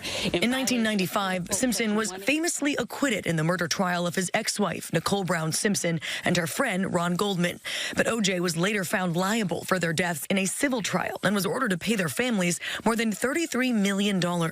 And the interest has been growing ever since. Simpson died of cancer last year at the age of 76. Goldman's family at the time said they'd received only a fraction of the money. An auction of O.J.'s belongings earlier this year raised about $300,000. But the executor of his estate, Malcolm Laverne, acknowledged to our Las Vegas affiliate there's a long way to go to cover Simpson's debts. I'm hoping to get an estate that's somewhere in the neighborhood of close to $500,000. $500,000 compared to $70 million, $80 million with these liens. It's not realistic to think that that judgment is going to be satisfied. The estate has planned to auction off more of Simpson's belongings, but there's another problem. After he died, there was this California tax lien that broadsided me. He says unpaid tax claims in California top $635,000. As for the Goldmans, they've been trying for decades to get what they're owed. In 2007, they were awarded the rights to Simpson's book, If I Did It, which included his so-called hypothetical description of the murders. As for the latest development, the family saying acceptance of the claim is a positive acknowledgement of the debt. However, it does not constitute payment. We will continue to monitor the probate process as it progresses. Maggie Bruley, ABC News, New York. Some of Saskatchewan's top arm wrestlers put their strength to the test this weekend. Competitors facing off in a double elimination tournament. Damian Smith checked out what it takes to arm wrestle with the best. Come on. Forearm, bicep, and tricep strength are being put to the test at Broncos Pub and Grill in Pilot Butte. Local resident Jackson Oliver is fresh off of winning the provincial tournament back in July. You could beat someone like 2 times stronger than you, maybe. Not 3 times. Like, the grip matters a lot, like where you start. Like, the smallest thing can make the biggest difference if you can be stronger than someone else. Included in the tournament was the youth competition for those under 18 years of age, men's open and amateur, and women's open. Oliver, who also competed in the men's tournament, notes that the sport is not all force and strength. So there's top roll. It's when you turn this way, like, and then there's cupping this way. There's a whole bunch of stuff like hooking when you're like this. Solomon Latimer, president of Saskatchewan Arm Wrestling, is also one of the 3 referees and has seen the sport grow over the years throughout the nation. The love for the competition is something that starts in many contestants' family kitchens and backyards. Once you're so many years into the sport, I suggest you to actually take a reffing clinic because it teaches you a lot more the more you move on. In high competition stakes, Solomon states that it's not always the strongest arm that wins. A competitor may eliminate themselves without even realizing it. Break arm positions like letting your hand pass your shoulder or going in a hyperextension where your shoulder goes underneath the table. More or less point out the things you don't want to be doing. Great advice to gain the upper hand and smash the competition, whether it's at a tournament or your next family gathering. Damian Smith, CTV News, Pilot Butte. There you go. Should we arm wrestle right now? I mean, maybe. Which way do I turn? This way? Okay, wait. This is why I don't do weather, because everything on that screen is reversed. I screw it up. All right, that'll maybe be for a commercial break. Let's turn our attention to this weather picture. Still a little bit dark out there. We're not really going to be seeing the sun fully up until about 8:16 in Regina and 8:30 for Saskatoon. Temperatures still in the negatives for many places, and we are seeing some cloud cover as well. Minus 18, though, is the coldest we're seeing to start the day. Minus 18 is in Stony Rapids, minus 5 for La Ronge, minus 2 in Nipawin, and starting the day at minus 7 in Hudson Bay. Down towards the south, we're seeing minus 1 in Regina, minus 3 in Weyburn. Saskatoon just popped up to 0 degrees, minus 4 in Estevan. Let's take a look at this future cast, though, because we are expecting a little bit more of that precipitation today. Swift current, going to be seeing it in the afternoon hours, that rain falling. And then as we make our way to the evening hours, Saskatoon and Regina likely going to be seeing that rain and mixed precipitation there. So tomorrow could be a little bit slick if you're heading out onto the roads, especially in areas east of Saskatoon. This is at about 7:30 a.m. tomorrow morning, so very much could be impacting you for your commute. Let's keep everybody safe out there. If you're wondering about when we're going to be getting the snow, because we're starting to get into the holiday spirit, but it doesn't really feel like it until we see those flurries, right? So Saskatoon and Regina could be seeing those flurries according to our futurecast on Wednesday morning. Today's forecast, though, above the seasonal average really all across the province. 8 degrees expected for Swift Current, 6 degrees for Moose Jaw, 4 degrees for Weyburn, Estevan, Regina, and Yorkton, 5 degrees for Saskatoon, and 2 degrees for Prince Albert. If you're wondering just how regular that is, the average this time of year in Regina is about minus 1, minus 2.4 in Saskatoon.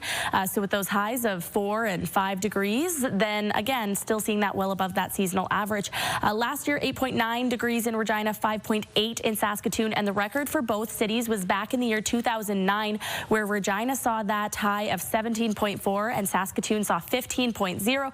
And if you're wondering how much sunlight we're going to be getting today, well, the sun will be going down in Regina about 5:10 and in Saskatoon about 5:12. Your 7-day forecast in Regina showing that temperature with those flurries expected on Wednesday, dropping down ever so slightly to 3 degrees, 1 degree on Thursday, 3 degrees on Friday, and then the weekend still looking above that seasonal average. So 4 degrees on Saturday and 2 degrees on Sunday. In Saskatoon, dropping down tomorrow to 3 degrees with that cloud cover, 1 degree on Wednesday with those flurries, 1 degree on Thursday, 3 degrees on Friday, 3 degrees on Saturday, and 1 degree on Sunday.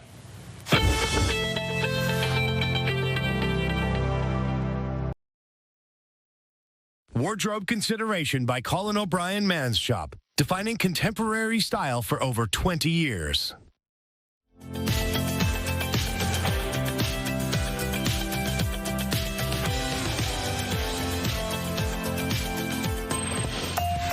Here's what's happening in our community. A Christmas decor and bake sale November 20th and 21st at 9:30 a.m.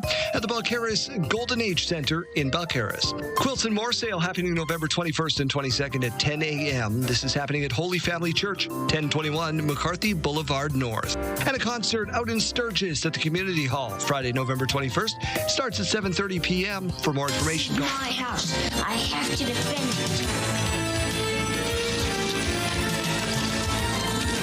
It's a Christmas favorite, Home Alone. The soundtrack and the movie are iconic, and you can see both coming up in a special performance from the Regina Symphony Orchestra. You can watch the movie on the big screen while members of the RSO actually play the soundtrack live. Sydney Frank and Christian Robinson are here to tell us about it. Welcome to the studio. Awesome. Thank you for having us. Good to be here. Thanks for having us. So I'm so excited to hear all about this one. This is one of my Christmas favorites. Sydney, I'm going to come over to you first. Tell us about this cinematic experience. Perfect. Well, this is a very exciting performance. This is going to have a large screen where they're actually going to screen the full length of the movie, and the musicians are going to be playing the full score live while the audience watches Home Alone in person. I just can't imagine the magic that comes along with that, but it wouldn't be without all the hard work, right? So, Christian, I'm going to come over to you. Just how hard was this to put it all together? Well, we've done this in the past. We did this, I can't remember how many seasons ago, but we have done movies with film before, and we have done Home Alone before. And I'm a big Home Alone fan. You know, it's such a tradition in our house to watch Home Alone. And it's a little disorienting because there's a giant screen, especially where I sit.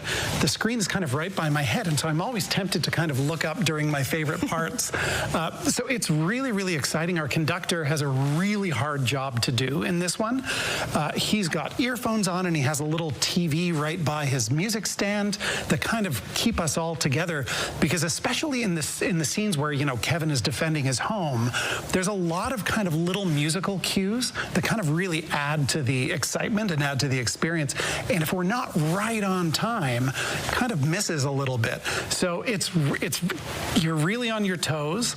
And John Williams wrote the score for it, the great film composer John Williams. He did Star Wars and so many other iconic film soundtracks. So it's a workout for the orchestra, and it's so much fun for the community. So everyone should come and check this out. It's a really fun time. Well, you know that I will be there. One of my favorites. Sydney, just like everything, you can't do it without community support. For sure. How can the community help support this? Awesome. Well, there's lots of different ways that they can support us over the holiday season. They can come out to one of our many shows we have coming up. With Home Alone, we actually have 2 showings of the movie. So December 13th and 14th. So 2 opportunities to come out. And then we also have a donation campaign running for the months of November and December. And we have an anonymous donor who has pledged to match every donation that is made in November and December. So every dollar is matched dollar for dollar, making the opportunity to have a huge impact on the RSO for this year and for years to come. All right, we only have about 15 seconds left, but I want to get to this. Murdoch Mysteries also coming. What can we expect? All the Murdoch fans out there should really come and check this out. This is music from the show, and it's sort of a little mystery on stage as well. It's kind of a live action. There's like some theater involved as well. It's going to be really, really fun. I've never played this concert before, but I have friends who have, and they said it's a great time. So especially if you're a fan of Murdoch Mysteries, you don't want to miss this. But even if you're not, it's going to be a really good time. So come out and check that out. That's November 29th at Connexus. All right. Thank you both so much for joining us in studio this morning. A lot of excitement over at the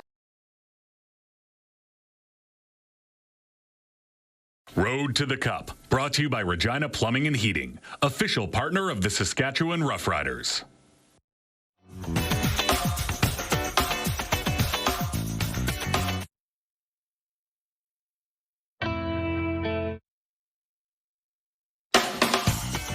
Coming up, send us an email to yourmorningsaskatchewan@ctv.ca, or you can simply scan that QR code on your screen. Please remember, you send those in 1 day in advance.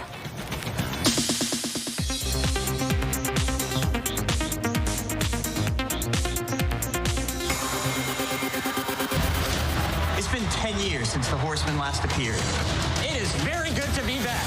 Now You See Me, Now You Don't earned $21 million in its opening weekend, taking the top spot at the domestic box office. The third installment in the Thieving Magician series beat the high-profile action thriller The Running Man, which earned $17 million in its North America debut in theaters. Rounding out the top three, Predator Badlands, bringing in an estimated $13 million in its second weekend. Pope Leo XIV welcomed Spike Lee, Cate Blanchett, Greta Gerwig, and other Hollywood luminaries to a special Vatican audience over the weekend, celebrating cinema and its ability to inspire. Leo encouraging all of them to use their art to promote human dignity. His Holiness's words today were a real charge not to shy away from difficult, painful stories. So he really urged us to go back into our day jobs and inspire people and create those spaces. Thank you, SAG-AFTRA, for this incredibly heavy award. The Screen Actors Guild Awards, commonly referred to as the SAG Awards, will officially become the Actor Awards when the ceremony airs next March on Netflix. The iconic statuette, called The Actor, was first handed out in 1995 to recognize performances in movies and television, and is a prominent part of Hollywood's awards season. And happy birthday, Martin Scorsese. The Academy Award-winning filmmaker is 81. That's what's happening in Hollywood. I'm Allison Cossack, ABC News. Find my own way. Chase is an Edmonton Elks fan, so that's where he is today, off crying tears of sadness. We were spreading joy at the Santa Claus parade yesterday. We were, and my daughter is still traumatized from hanging out for a full hour with you, listen, by the way. So I was just trying to get her to meet new people. She slept in our bed last night, and I had to hold her and rock her to bed. So thank you for that. So expanding her horizons. Hug some mascots. You're a treat. Come on, go hug some mascots. Speaking of treats, the Christmas giving keeps going here with the huge Boots on the Beach standby call. We already had head-to-head Adriana Haswell and Ryan Stevenson. We called their name out on the air.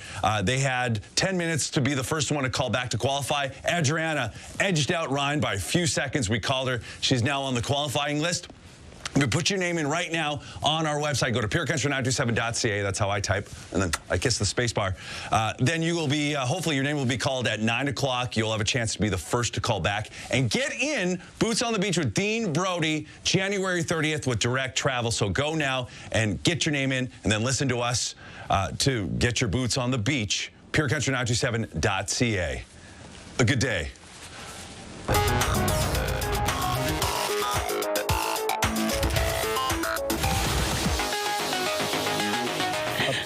All right, so owners like to joke around with their pets, but for this one, it's no laughing matter. You want to hear a joke? What do cats call a nice dinner? A fancy feast. The look on his face says it all. Louis the cat does not think this joke is funny. He doesn't understand the laughter. Can't believe how lame his owner is. I don't think Louis enjoys a lot of things. Just yeah. Yeah, he's a cat. They don't care. They don't care. That's just some sexy indifference there. Finally, if you don't have a big budget for a music video, you just have to think outside the box. Mom? Yeah, buddy. Can we use the door cam to make a music video? Heck yeah, for sure. Sick. Why does rainfall on the best days? Why is love hurt in the worst way? Why is the song good? I expected How is that possible? I expected this to be really, really bad. Little punk rockers using the doorbell video to rack up 28 million views. Okay, first of all, I love them. Second of all, I love the mom's response saying, heck yeah, go for it. Hi, Mom. Could we use it to make a music video? 1,000% yes. This is so creative. Please, if you know where I live, hit my doorbell camera. I will allow you to do this as well. Time out. We're back right after this.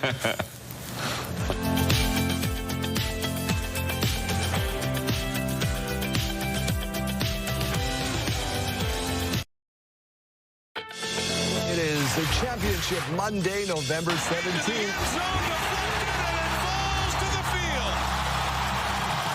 The system is so excited to get to this video. Roughriders winning their first CFL title in 12 years.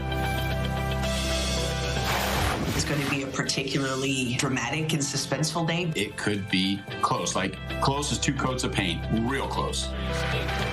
Members of Parliament will decide today whether to vote in favor or against the Prime Minister's budget.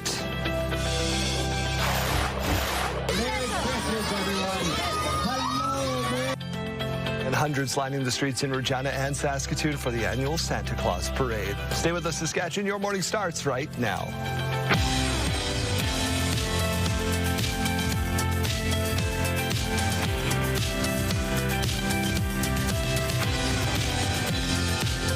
Welcome to Your Morning, Saskatchewan. I'm Daryl. And I'm Kayleen. What a great day to be waking up in Riderville. Unless you are a Bombers fan, the team is taking it very well. Take a look at this tweet that they sent out, or X, I don't know what you call it anymore because they renamed the thing. Corey, bring it up. There it is. The Bombers taking things extremely well. They tweeted last night after the win, well, at least the sun will explode one day and none of this will matter. And the Riders replied, till then, we're the champs. We are the champions. Till then, we're the champs. Take that, Winnipeg Blue Bombers. I know there's at least 10 fans of the Winnipeg Blue Bombers in town, so at least she's wearing blue for you. There you go. Enjoy. Let's get to the forecast in just a minute. First, let's start with that championship feeling. The Grey Cup champions Saskatchewan Roughriders arriving home today to celebrate with you. You can get a glimpse of the Grey Cup at 1:30 today outside the Gate 3 at Mosaic Stadium. And on your screen right now is the parade route for tomorrow. It's on Albert Street. It'll run from 13th to 20th Avenue, ending up at the Legislative Building. Streets will be closed in the area. Now, parking not available in front of the Legislative Building, so you have to do somewhere else and you have to walk in. It'll start at 2 o'clock tomorrow. The whole team is going to be driven in by the Royal Canadian Armed Forces.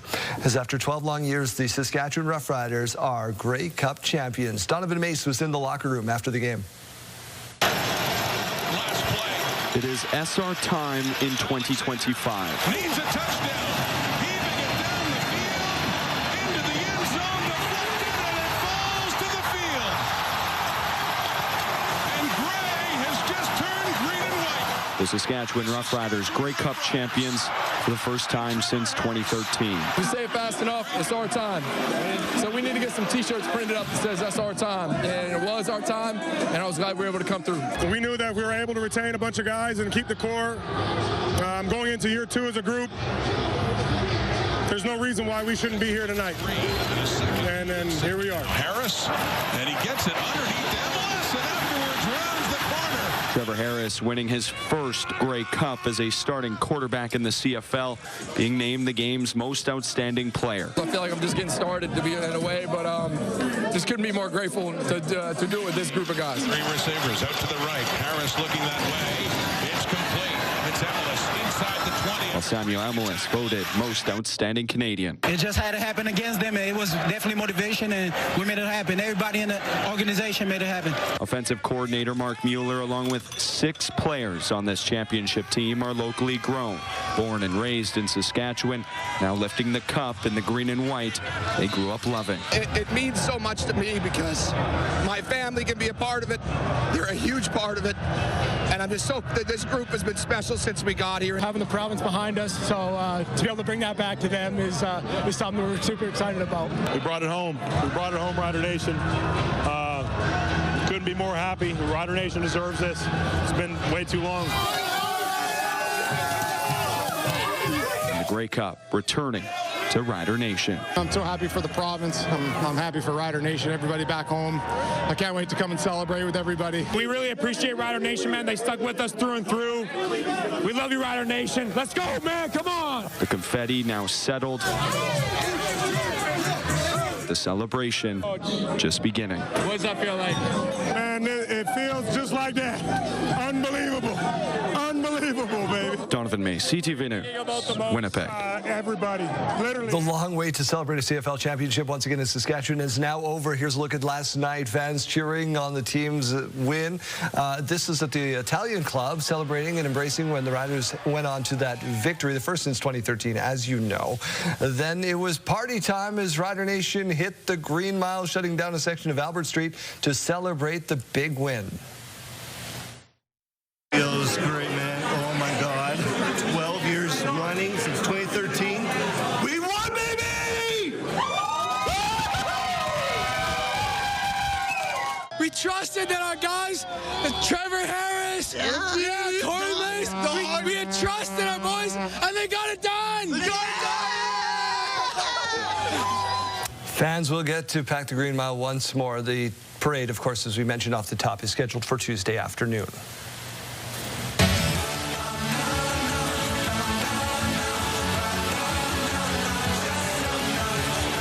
Halftime show for fans. MGK taking over the stage. The singer performed a number of his hits, including Don't Wait, Run Fast, and Cliche. MGK did wear a football jersey. It wasn't for either team, though. Let's turn our attention to Saskatoon, where another team did some winning this weekend. Yeah, we have the Riders taking the CFL title. The Hilltops have the CJFL title. And now the Huskies looking to get that Vanier Cup because they took down the Queens Golden Gales Saturday afternoon. 22-11 at Griffith Stadium. Queens did score first, but just a single. And then Huskies quarterback Jake Farrell found Daniel Weeb for the first touchdown of the game, establishing a lead that the Huskies would never relinquish. Huskies will head to Regina on Saturday to face off against the Montreal Carabins for the Vanier Cup. A handful of players on the team were present to play for the Cup back in 2021 and 22, but they fell short both times. Head coach Scott Flory says those memories are serving as fuel for the team. The core of these guys have been around through 21 and 22. They've felt that disappointment, but there's a different edge to this group here right now, and you can see that on the field. You can see it in the play. You can see it in the preparation from our end, and you can feel it. You can feel it in the physicality and how we're playing. There's a focus here. Vanier Cup will take place Saturday at 2 p.m. at Mosaic Stadium. Now, the Santa Claus Parade returned to downtown Saskatoon yesterday.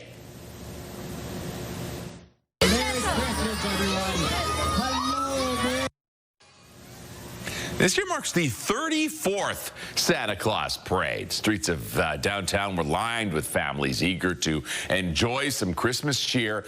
The charity of choice for this year's parade was Haven Kids House, formerly known as the Saskatoon Crisis Nursery, which provides 24/7 emergency childcare for families in need.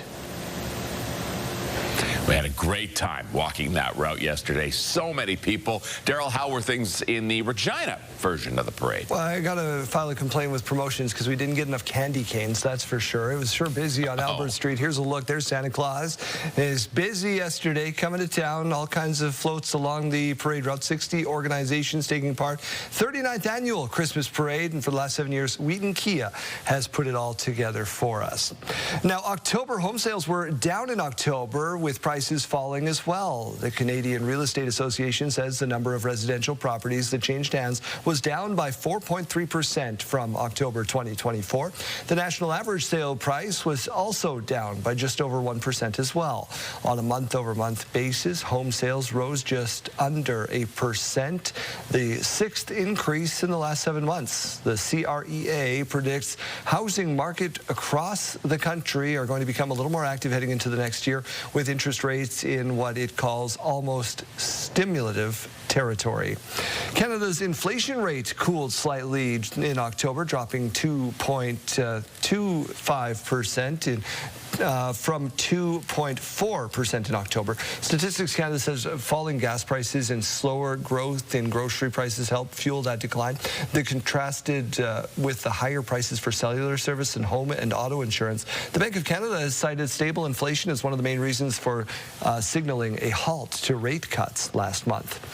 A space race is taking off in Atlantic Canada, and the competition to reach the stars just got a little more lucrative, with Ottawa pledging more than $180 million for the industry in the new budget. Garrett Berry finds out what it means in the pursuit for the region, a destination for satellite launches.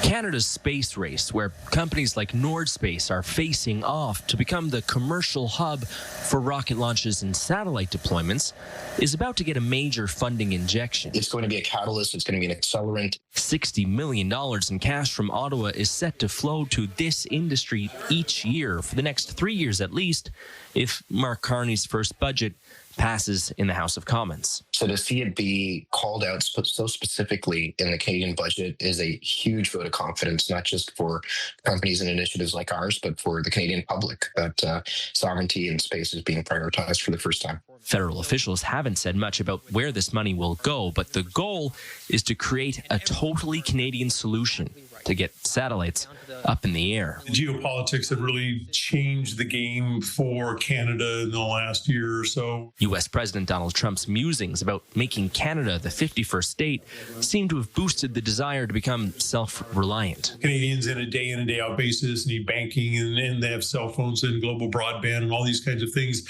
that really do depend on satellites in orbit. The players in this industry say they're ready to receive this money. Maritime Launch Services near Canso, Nova Scotia, has a launch window opening on November 18th.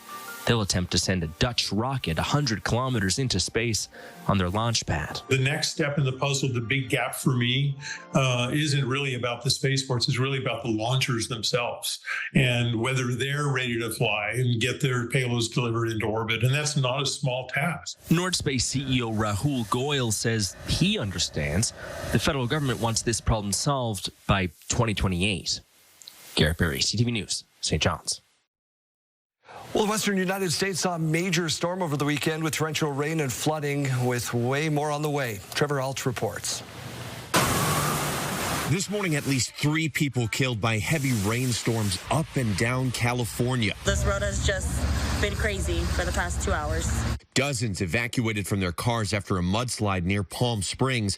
Residents bracing for more flash flooding, debris flows, and mudslides, which are especially a concern near burn scars. Topanga Canyon Boulevard, near where the Palisades fire raged, is closed through at least noon today as crews work to clear falling rocks and debris. Evacuation warning. And in Altadena, hard hit by the Eaton fire, police have been knocking on doors, preparing residents to evacuate. Overnight, the body of a missing 7-year-old girl found off the coast of Big Sur after a multi-day search. That girl and her parents were swept out to sea by a large wave. The mother was rescued, but the father did not survive. This beach is notorious for having very large waves and tidal influx that can come in quickly.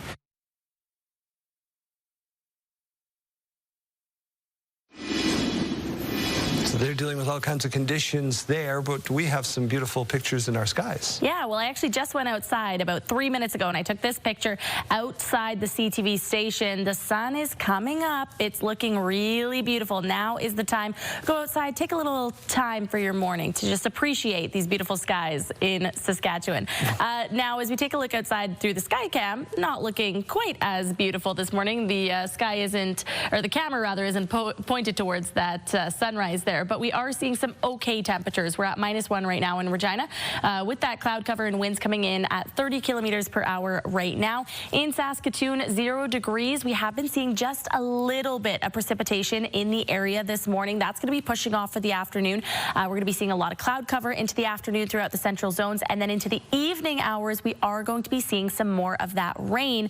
I'll show you that in our future cast in just one moment. Let's talk about those winds first. So the highest winds that we're seeing today are in Regina. Right now, we're seeing those gusts up to about 45 kilometers per hour this afternoon. Other areas surrounding, not quite going to be seeing them as strong, but Saskatoon could be seeing them up to about 35 kilometers per hour. Futurecast, as promised, we're seeing some more of that rain starting earlier in the afternoon around Swift Current down in that southwest corner, and then it's going to be tracking eastward, bringing some rain and freezing rain to areas around Saskatoon and Regina as we head into those overnight hours. So tomorrow morning, those roads are going to be slick. Maybe just plan now to add some time to your commute tomorrow morning if you're waking up with us in those central or southern zones, going to be seeing that freezing rain. And then the flurries come, which is okay. We're talking about the holidays already on the show, so we want some snow to go along with it. Saskatoon and Regina going to be seeing some of those flurries on Wednesday morning. Current temperatures now, we're seeing -18 still in Stony Rapids, waking up to -1 in Prince Albert, -5 in Hudson Bay, -2 to wake us up in Moose Jaw, 2 degrees in East End, and -3 in Weyburn. Later on this afternoon, We'll be seeing those temperatures above that average for really almost everywhere. 8 degrees expected for Swift Current with that rain again early this afternoon. Moose Jaw up to 6 degrees with that cloud cover, but also could be seeing that precipitation just a little bit later on into the evening hours. Weyburn, Regina, Yorkton, and Estevan all sharing that expected high of 4 degrees. Just above that, Saskatoon expecting 5 degrees today. And here's a look at that 5-day forecast. So we just mentioned that today and tomorrow we could be seeing some late and overnight hours precipitation, but Wednesday morning, that's when those flurries are going to start. Thursday, 1 degree, and Friday, 3 degrees with just a little bit more sunshine on that day.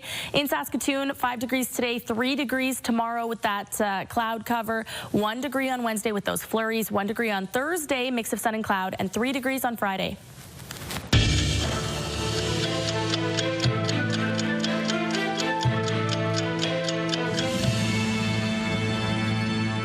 November 17, 2019, the world's first known case of COVID-19 was traced to a man who visited a Chinese market in Wuhan. November 17, 1558, a few years before, Elizabeth I ascended to the British throne on the death of her sister, Mary I. And November 17, 1997, Mario Lemieux inducted into the Hockey Hall of Fame after the NHL waived the mandatory 3-year waiting period.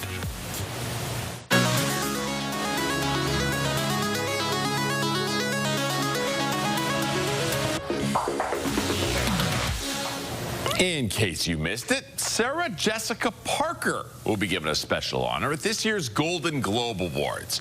She's been named as the recipient of the Carol Burnett Award for her outstanding contributions to television on and off screen. The president of the Golden Globes said in a statement that her dedication to storytelling across stage and screen have left an indelible mark on pop culture. The award will be presented during a new annual primetime special called Golden Eve on January 8th. All I know her for is Sex and the City for the last 20 years. I guess she's doing things... Oh, okay, you checked. No, I said chuckle because she's been on TV for what, like 25 years, and all we have is 2 photos that we just keep rotating back and forth. Like, are we not a television station? What happened to us? Gotta get the rights to those. No, somebody out there's thinking it too. I just had to be the one to say it. Like, yeah.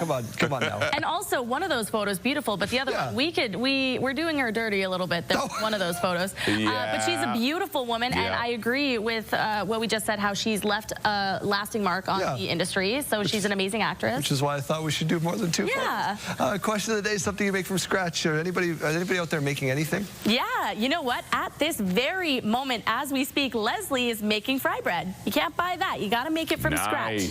Delicious. Sounds good. We had Kristen write in saying meatballs, nothing like the homemade ones. You can't just buy those at the store, right? Did you and my wife ever get in on the sourdough? Sarah did the sourdough thing. Did you get in on it? I did get in on the sourdough thing. I'm not great at it yet. I would like to continue on down that path. I can make bread that's not sourdough a little bit better than I can make the sourdough. There's special things you have to do with that, right? Yeah. Kim saying, my kids just reminded me that I always make my own salsa and relish and pasta sauce too. The pasta sauce one, that's one that I will also make from scratch. Sarah makes really good salsa. I'll have to bring you some. It's really nice. Oh, yeah, do that. Oh, wow. I would appreciate that.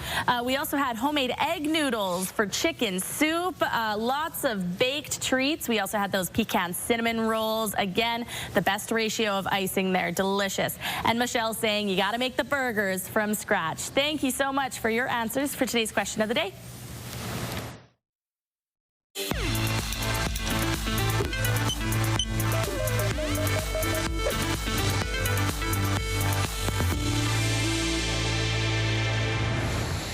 A new report is raising concerns that Canada may not reach its goal of eliminating cervical cancer by 2040.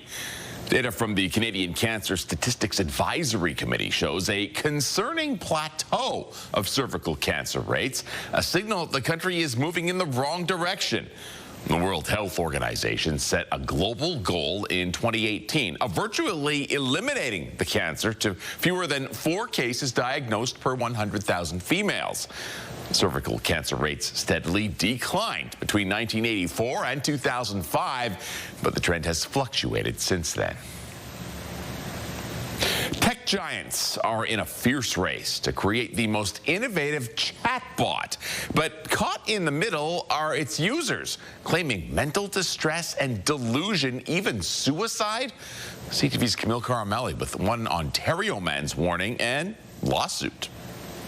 I'm just flabbergasted every time I read this. For more than 3 weeks this past year, every time Alan Brooks logged on, he says the AI chatbot, ChatGPT, led him to believe he was a genius. Essentially, it sent me on a world-saving mission. That he discovered a math formula powerful enough to take down some of the world's biggest institutions, and that he needed to report it right away. Essentially warned me with great urgency that one of our discoveries was very dangerous, and we needed to warn all these different authorities. Each time you questioned it or doubted it, what did it say in response? Over 50 times I asked for some sort of reality check or grounding mechanism, and each time it would just gaslight me further. Every time the chatbot reinforced that all of it was real. You should not walk away from this. You are not crazy. You are ahead. The implications are real and urgent. Brooks says ChatGPT's responses, more than 1 million words, led him to psychosis and delusion, left him with mental health issues, realizing he had lost touch with reality only when he checked in with another company's chatbot. Extreme anxiety, paranoia, affected my sleep. I couldn't eat. Now Brooks issuing one of 7 lawsuits filed concurrently against ChatGPT's parent company, OpenAI. In 4 of those cases, the users committed suicide. That chatbot has been fatally designed to create emotional dependency with users, even if that's not what they set out looking for. OpenAI calls it a heartbreaking situation, and that it continues to strengthen ChatGPT's responses in sensitive moments. We need strong governmental institutions to hold them to account. But that's proving to be a challenge, with AI companies caught up in a high-paced competition against each other. So right now, unfortunately, the race is going faster than, frankly, we could keep up, and we have to think about how we deal with that, because things will get worse as they get more capable. For Brooks, he feels the damage to him has been done. But for countless other users, it may not be too late. What would we do with a human who was running around acting like a suicide coach or pretending to be a therapist when they're not? How would we hold them accountable? The federal government's AI task force looked into safety issues last month, with a full report and recommendation set to come out to the public early next year. Kamal Koramali, CTV News, Toronto. Health Report, brought to you in part by Saskatchewan Blue Cross, protecting your health since 1946. All right, let's head back out on the go and check in with Mike Siona one more time this morning. Well, one more time this morning at LB Distillers, talking about local companies that care. And who cares more than Carmel Salveson and Chris Sikorsky? I dare say nobody. Chris, we'll start with you and just talk about the impact for the business owner and the business community of this event. Thanks, Mike. There is loads of value, of course, with this event. Coming together, networking, opportunity to connect with our other members. It's just a good time. It's a good party. And I think in 2025, your clients, your customers, they want to see you making an impact in your local community. For brands and businesses that they support, right? So it just checks all the boxes, and it's an awesome night. Fantastic. No, Carmel, it's interesting because it's kind of like the members are the sponsors ultimately in this event, but it doesn't just put itself on. No, actually it doesn't. So how it's organized and structured and put together is 100% by volunteer time and volunteer resources, like this amazing room is donated for that night so we can all get together. Fantastic. I love that. Of course, there are other sponsors involved. Anybody you want to thank this time around? I absolutely do. Thank you for the opportunity, Mike. Our appetizer sponsor for this time around is from Temperature Pro Saskatchewan, which is heating and cooling. And we're so excited for them to be introduced to the group. And I'm sure they will deliciously feed us. Well, I want to see what's on the menu here on Tuesday, November the 25th. We'll find that out. But the most important thing on the menu are the three organizations that are pitching for support from these businesses. Chris, in 20 seconds, tell us who they are. Yes, we have The Bridge, we have Friendship In, as well as Foundation Learning and Skills. We're excited to feature three dynamic groups checking different boxes here in Saskatoon. So perfect. All right, well, we've got to cut you off there. We're fresh out of time. Local companies that care, find them online and get down here if you're able.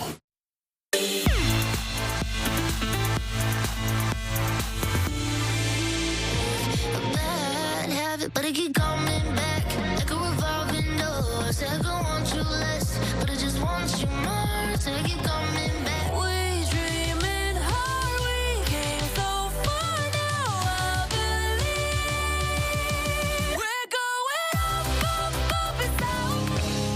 The way you got me all in my head.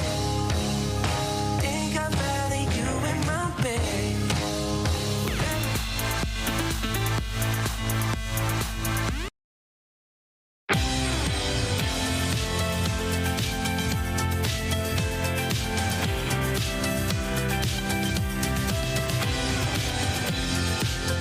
Good morning. It is 8:30. Yorkton RCMP investigating a fatal collision over the weekend involving a pedestrian. This one happened just before 6 o'clock Saturday night. Mounties say a driver hit a pedestrian on Mayhew Avenue in Yorkton. The 86-year-old who was hit was taken to hospital where he later died. The driver remained on scene. No word yet on formal charges. The investigation is ongoing. Prime Minister Mark Carney's government facing its toughest test yet, with Budget 2025 set for a third reading today. The Liberals need the support of at least 2 MPs from other parties, or they need 4 MPs to abstain for the budget to pass. If the confidence vote fails, that could trigger a federal election, sending Canadians back to the polls for the second time in less than a year. Defense spending is a major part of the federal budget, with Ottawa looking to spend billions of dollars on new fighter jets. We're grateful for any offer, any forthcoming offer that comes forward. If anybody walks into Canada tomorrow from a sovereign wealth fund or with a joint venture in mind, or is looking to set up a company in Canada to create 10, 20, 30, 40, 50,000 jobs, game on. Last week, the president and CEO of the Swedish manufacturing company Saab told CTV News that he has talked to the federal government about making fighter jets here on Canadian soil. The defense minister says the government is open to purchasing jets from several companies that can deliver a good product and good jobs. Canada is still reviewing the contract to purchase F-35 jets from the U.S. from Lockheed Martin. U.S. President Donald Trump is now urging Republican lawmakers to vote to release files related to convicted sex offender Jeffrey Epstein. It's a reversal of position for Trump, who has faced persistent questions about his relationship with Epstein and repeated questions for files related to the disgraced financier to be released. Trump has maintained that he has nothing to hide, despite the release of documents by House Democrats, including Trump's name. Questions surrounding his and other prominent figures' past relationship with Epstein has fueled speculation that led to feuding with some of Trump's most loyal supporters.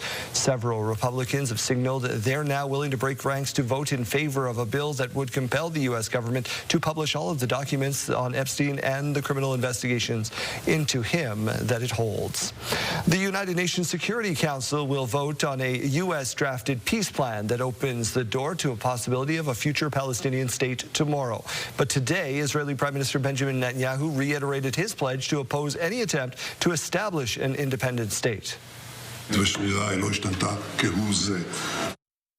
The draft resolution is a follow-up on the ceasefire deal signed by Israel and Hamas. It would see the creation of a transitional administration and temporary international security force in Gaza.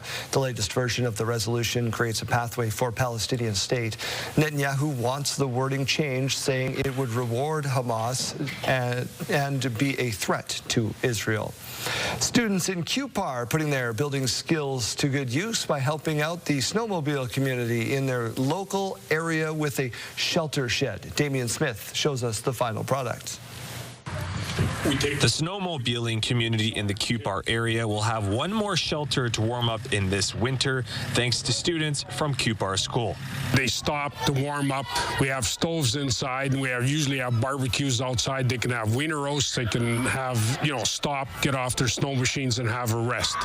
The shelter was transported 5 kilometers north from the school after being constructed and welded by students from grade 10 to 12. This is the third shelter the school has constructed for the 180-kilometer track of snowmobile tracks. The goal of our program here is to have them start learning the safety part of construction and welding, and then moving to a project where we can build something outside that's a little bit larger. And the scale of it here just helps us maybe transition them to something beyond high school. It's a 4-month project where students from as far west as Southey and east as Lipton contributed to this 24 by 16-foot shelter. We have to spend quite a bit of time in the school just working on learning the machines, learning how to handle them safely, and then coming out here, we probably work about 1/5 the pace that you would work on a construction site, just because we need to take time, show them the steps. In a community of 600 people, approximately 50 are members of the snowmobiling community. A snowmobile rally is held every winter where about 250 people take to the tracks. Youth as young as 12 years of age can earn a snowmobiling license as well. The trails are just basically all marked same as any other highway. They got stop signs, they got yield signs, they got curve signs. So it's just like basically following the same rules as driving down a highway. So it teaches the kids the life lessons of how to drive. The local tracks are just a small part of the snowmobiling landscape of Saskatchewan, with the province boasting over 11,000 kilometers of tracks. Damian Smith, CTV News, Cupar. Now You See Me 3 put on a magic show at the box office over the weekend. In the world of magic, everything that disappears reappears. It is very good to be back. Okay, I'm planning to see this tomorrow. Now You See Me, Now You Don't is the third film in the Now You See Me franchise. It finished atop the box office with just over $21 million. The Running Man, director Corey and I went to that on Friday, $17 million in second place. Second place. Let's get over to Kayleen Swatsky in the Weather Center. Good day to go inside and watch a movie? Yeah, good day. Go back a little bit, though. Did you say you went to the movies with director Corey, and where was my invite? Oh, I would love to invite you, but it was just a dude's thing. Oh, okay. Sorry. All jokes, everybody. I did catch an invite. Alrighty, let's turn our attention to this morning view. It's -1 in Regina right now. We're at 30-kilometer-per-hour winds, and we do have some clouds to start the day. 1 degree in Saskatoon. Again, some clouds to start the day, and we're going to see those clouds to end the day as well, with some added precipitation. I'll show you that in just a moment. But 30-kilometer-per-hour winds as well in Saskatoon. The futurecast, though, we're seeing that rain down in areas around Swift Current. We're also seeing some of that snow today in areas just north of Prince Albert there, and that system going to be tracking eastward and growing. This is at about 11:30 p.m. tonight. We are going to be seeing some of that rain and freezing rain as well in areas surrounding Saskatoon, Regina, and areas north of Yorkton as well. So tomorrow, really going to be slick on those roads. We're going to want to plan some extra time with that commute tomorrow. Now, we're looking forward to when we can actually expect some more of that snow, and the answer is actually on Wednesday morning. This is at about 8 a.m. Could be starting a little bit earlier on in the morning, though. So again, another tricky commute on the way for Wednesday, but those flurries, we're just waiting for the day that those will actually stick around as we make our way towards the holidays. Today in Regina, the high going to be 4 degrees, 5 degrees for Saskatoon. The average this time of year for Regina is about -1, Saskatoon about -2.4. Last year, Regina hit 8.9 degrees and Saskatoon hit 5.8 in the afternoon. And the record for both cities was back in the year 2009. For Regina, that was 17.4, and Saskatoon, that was 15.0. If you're wondering how much of that sun we're going to see today through the clouds, well, it's going to be going down at about 5:10 p.m. in Regina and 5:12 p.m. in Saskatoon. Let's take a look at those highs everywhere else, though. So we know Saskatoon will be reaching 5 and Regina 4. But Swift Current going to be the warm spot this afternoon, up to 8 degrees with that rain falling. 6 degrees in Moose Jaw, 4 degrees in Weyburn, Estevan, Yorkton, and the Battlefords. And just below that with those flurries this afternoon, Prince Albert only reaching 2 degrees. And as we take a look at this 7-day forecast tomorrow, seeing those clouds continue on with that high of 4 degrees. Again, we could be seeing some of that freezing rain into the late evening hours and overnight as we make our way towards towards Wednesday morning, where, as we just talked about, we're going to be seeing those flurries. 3 degrees on Wednesday, though, into the afternoon, 1 degree on Thursday, and 3 degrees on Friday. In Saskatoon, we're seeing that precipitation on all the same days. So evening tonight, evening tomorrow, and then into Wednesday morning with 1 degree on Thursday and 3 degrees on Friday.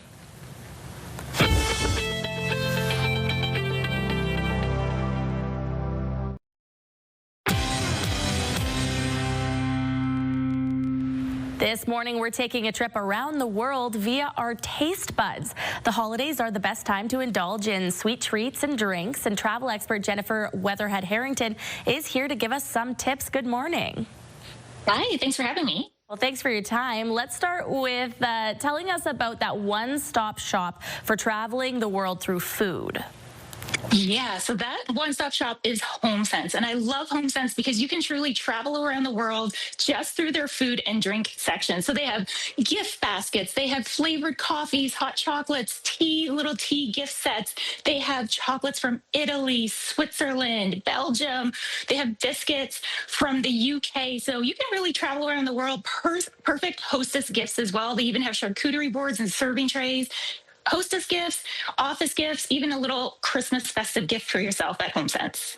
All right, well, you mentioned Italy there, so I want to dive a little bit deeper into that. What's an easy holiday dish we can have if we're either hosting a party or maybe we need to bring something elsewhere?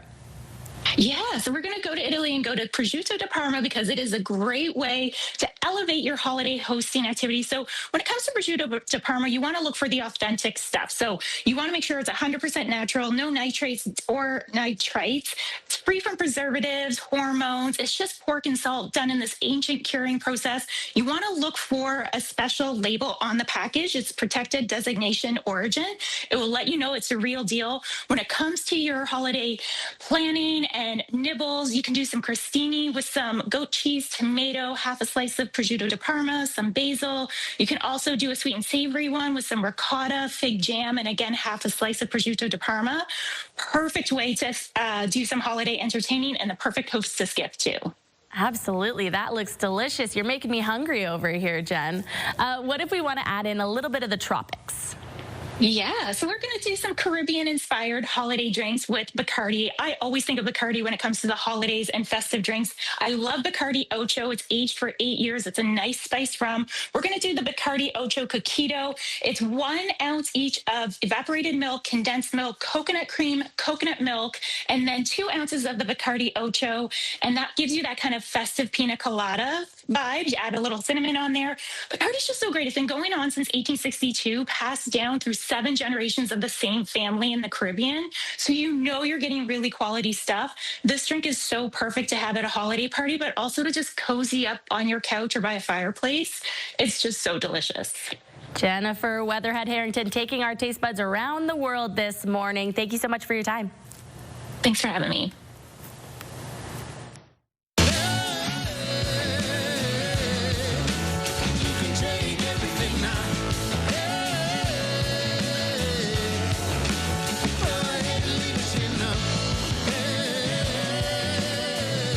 Is just a snippet of Home by two-time Juno winner Ace and Abby, and he is coming to Saskatoon and Regina, and we're very happy to have Ace and Abby for a little bit of time to share with us and talk about the tour and the new album. So first of all, thanks for being with us today.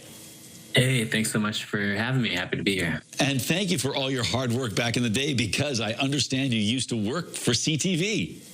Yeah, I used to clip these videos, so I'll just say, hey, Del, if you're still there.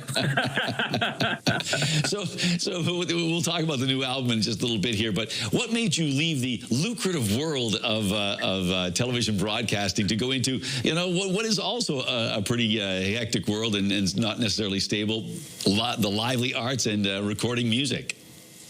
I ran out of sick days. Actually, kind of real, kind of not real.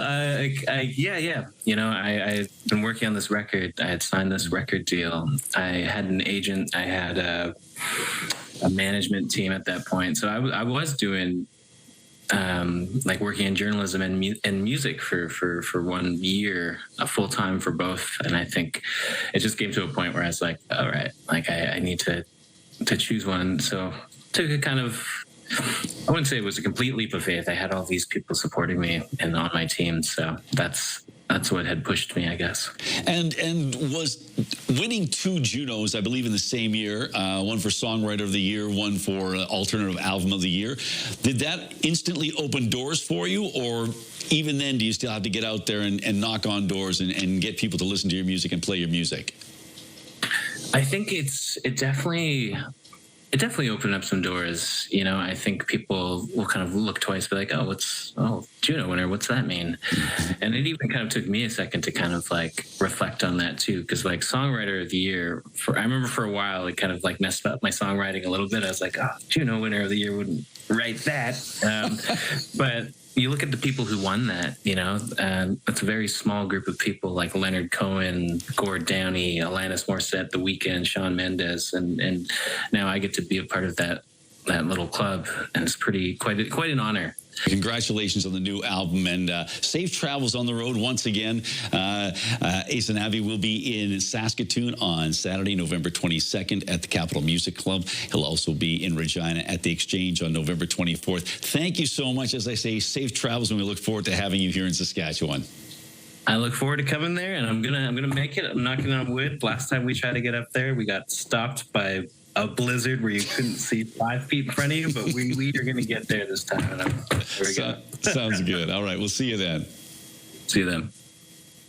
Well, when it comes to mortgages, rate is king. Or is it? Certainly a low interest rate is a key consideration, but it may not be the entire story. Let's find out more now from Dallas Manson with Affinity Credit Union. Tell me, why does Affinity talk about a holistic approach to mortgages? Yeah, the mortgage rate environment in Saskatchewan right now is incredibly competitive, and we understand that price means a lot to people. But I think from our perspective at Affinity, it's just really important that we're looking at the holistic view. We want to make sure that that mortgage suits your needs, it plans into your goals, it really makes sense for what you want to do as a family. And so although rate is important, it's not the only thing. Makes sense. I mean, if we're building a puzzle here per se, we don't want to have, you know, all the rest of the puzzle pieces are blue, and then we have this red one that doesn't fit the puzzle. Is that kind of the drill? Absolutely. So what kinds of things then should we consider or take under advisement when we're looking at mortgaging? Yeah, we like to make sure that we've got the right product and the right solution for folks. So we take a look at how long do you plan to be in this home? Is this your lifelong home? Is it something you might flip? Will it become a rental at some point? That helps us choose the right product for you as well as the right term to ensure that we're not in a situation where we're looking at penalties to break that mortgage at some point. Okay, that makes a lot of sense. And what other considerations are there when it comes to mortgages and, you know, this holistic approach? Yeah, so at Affinity Credit Union, we have a vast range of specialists. We have our mortgage specialist team, we have financial planners, we have our wealth team, we have insurance planners. So it's really important for us to take a look at the whole approach to your financial well-being. Perfect. Now, some of those examples, I mean, you kind of mentioned the terms and things of that nature.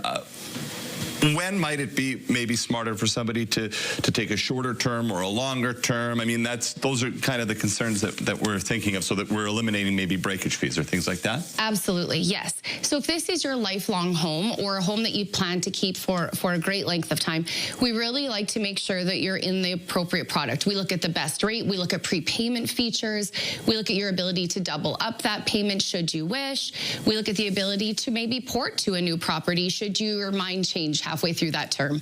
So it's really, really important that we know your plans so that we can make the right solution for you. Excellent. And of course, from the mortgages to the wealth specialists and things like that, you've got literally an affinity for you, right? Yes, absolutely, yes. Perfect. Well, there you go. A little bit of information on a holistic approach to mortgages. A fresh take. I like that very much. Appreciate a couple of minutes this morning. Of course, you can find out more at mortgages.affinitycu.ca.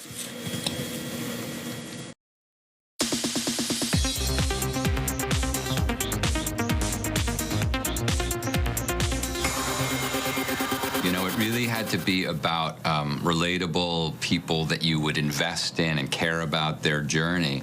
Jonathan Goldstein and John Francis Daly's next journey is to the stars. The filmmakers behind Game Night and Dungeons & Dragons Honor Among Thieves are set to write, direct, and produce a new Star Trek movie for Paramount.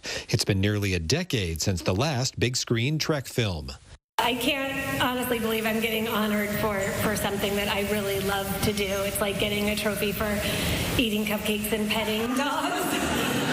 Judy Greer received the Global Champion Award from the International Medical Corps. The actress has been a longtime advocate of the humanitarian organization. Her dear friend Jennifer Garner presented Greer with the honor at the group's annual celebration in Los Angeles. You tend to choose people because they worship you, not because of any actual merit on their part. Maggie is brilliant. Is she? Does she just think you're brilliant?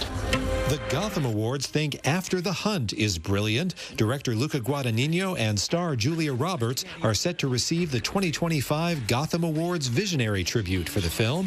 The 35th annual Gotham Film Awards ceremony is December 1st in New York. In Hollywood, I'm David Daniel. I don't feel comfortable having this conversation.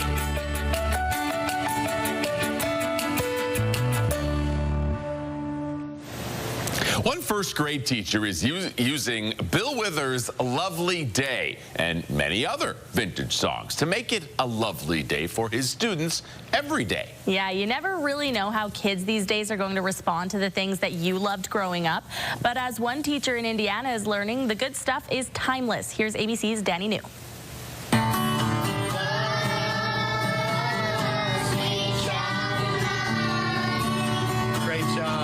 An elementary school teacher in Indiana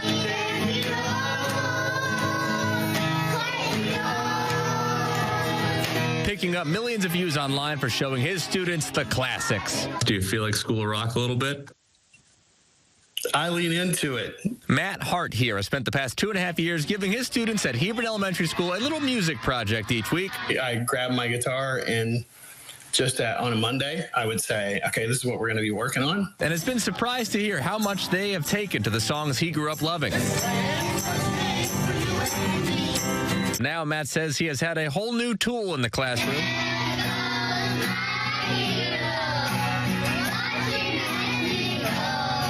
He could use a Foo Fighters song to start a discussion about heroes. Let's do some spelling. Or this Aretha Franklin classic to get a spelling lesson going. If you're teaching first graders to read, it's the best. So, Miss Aretha Franklin, thank you very much for that song. I think we also have to thank Otis Redding, because I believe he wrote As you can tell, Matt does not like to show the students' faces on camera, but the sound of their voices has been enough for folks on social media. One commenter writing, "Oh my, the tears are flowing." Now it's even gotten to the point where Matt is overhearing conversations from his students like, who do you like better, Bob Marley or the Foo Fighters? And I just went, my job's done. So when Matt started this 2.5 years ago, he was teaching first grade. But this year, the school actually asked him to officially become a full-time music teacher. I see their thinking there. In New York, for ABC News, I'm Danny New. Some part of me is offended by the word vintage in relation to some of those songs. You know, like JD, like it starts with Sweet Child of Mine.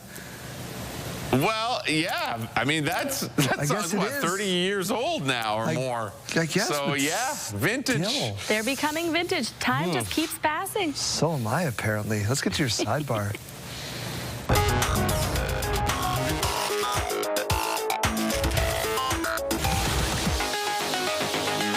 The toilet seems to be taking over the world. It's going to come to the big screen next.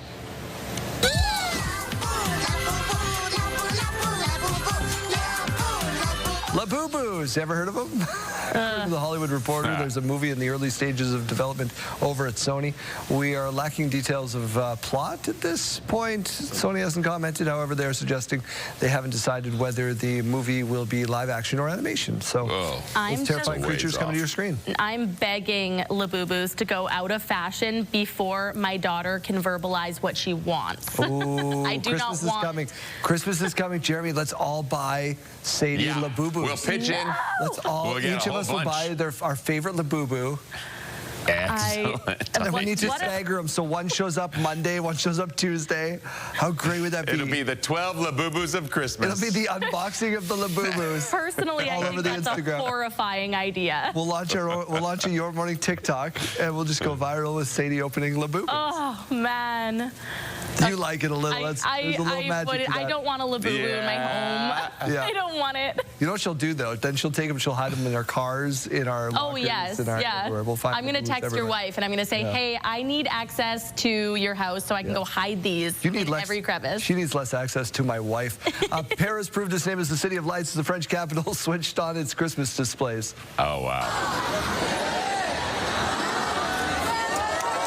This is the perfect way to leave a Monday show. The Christmas lights along the famous avenues illuminated with a wave of lights. Welcome to your morning. Have a great day.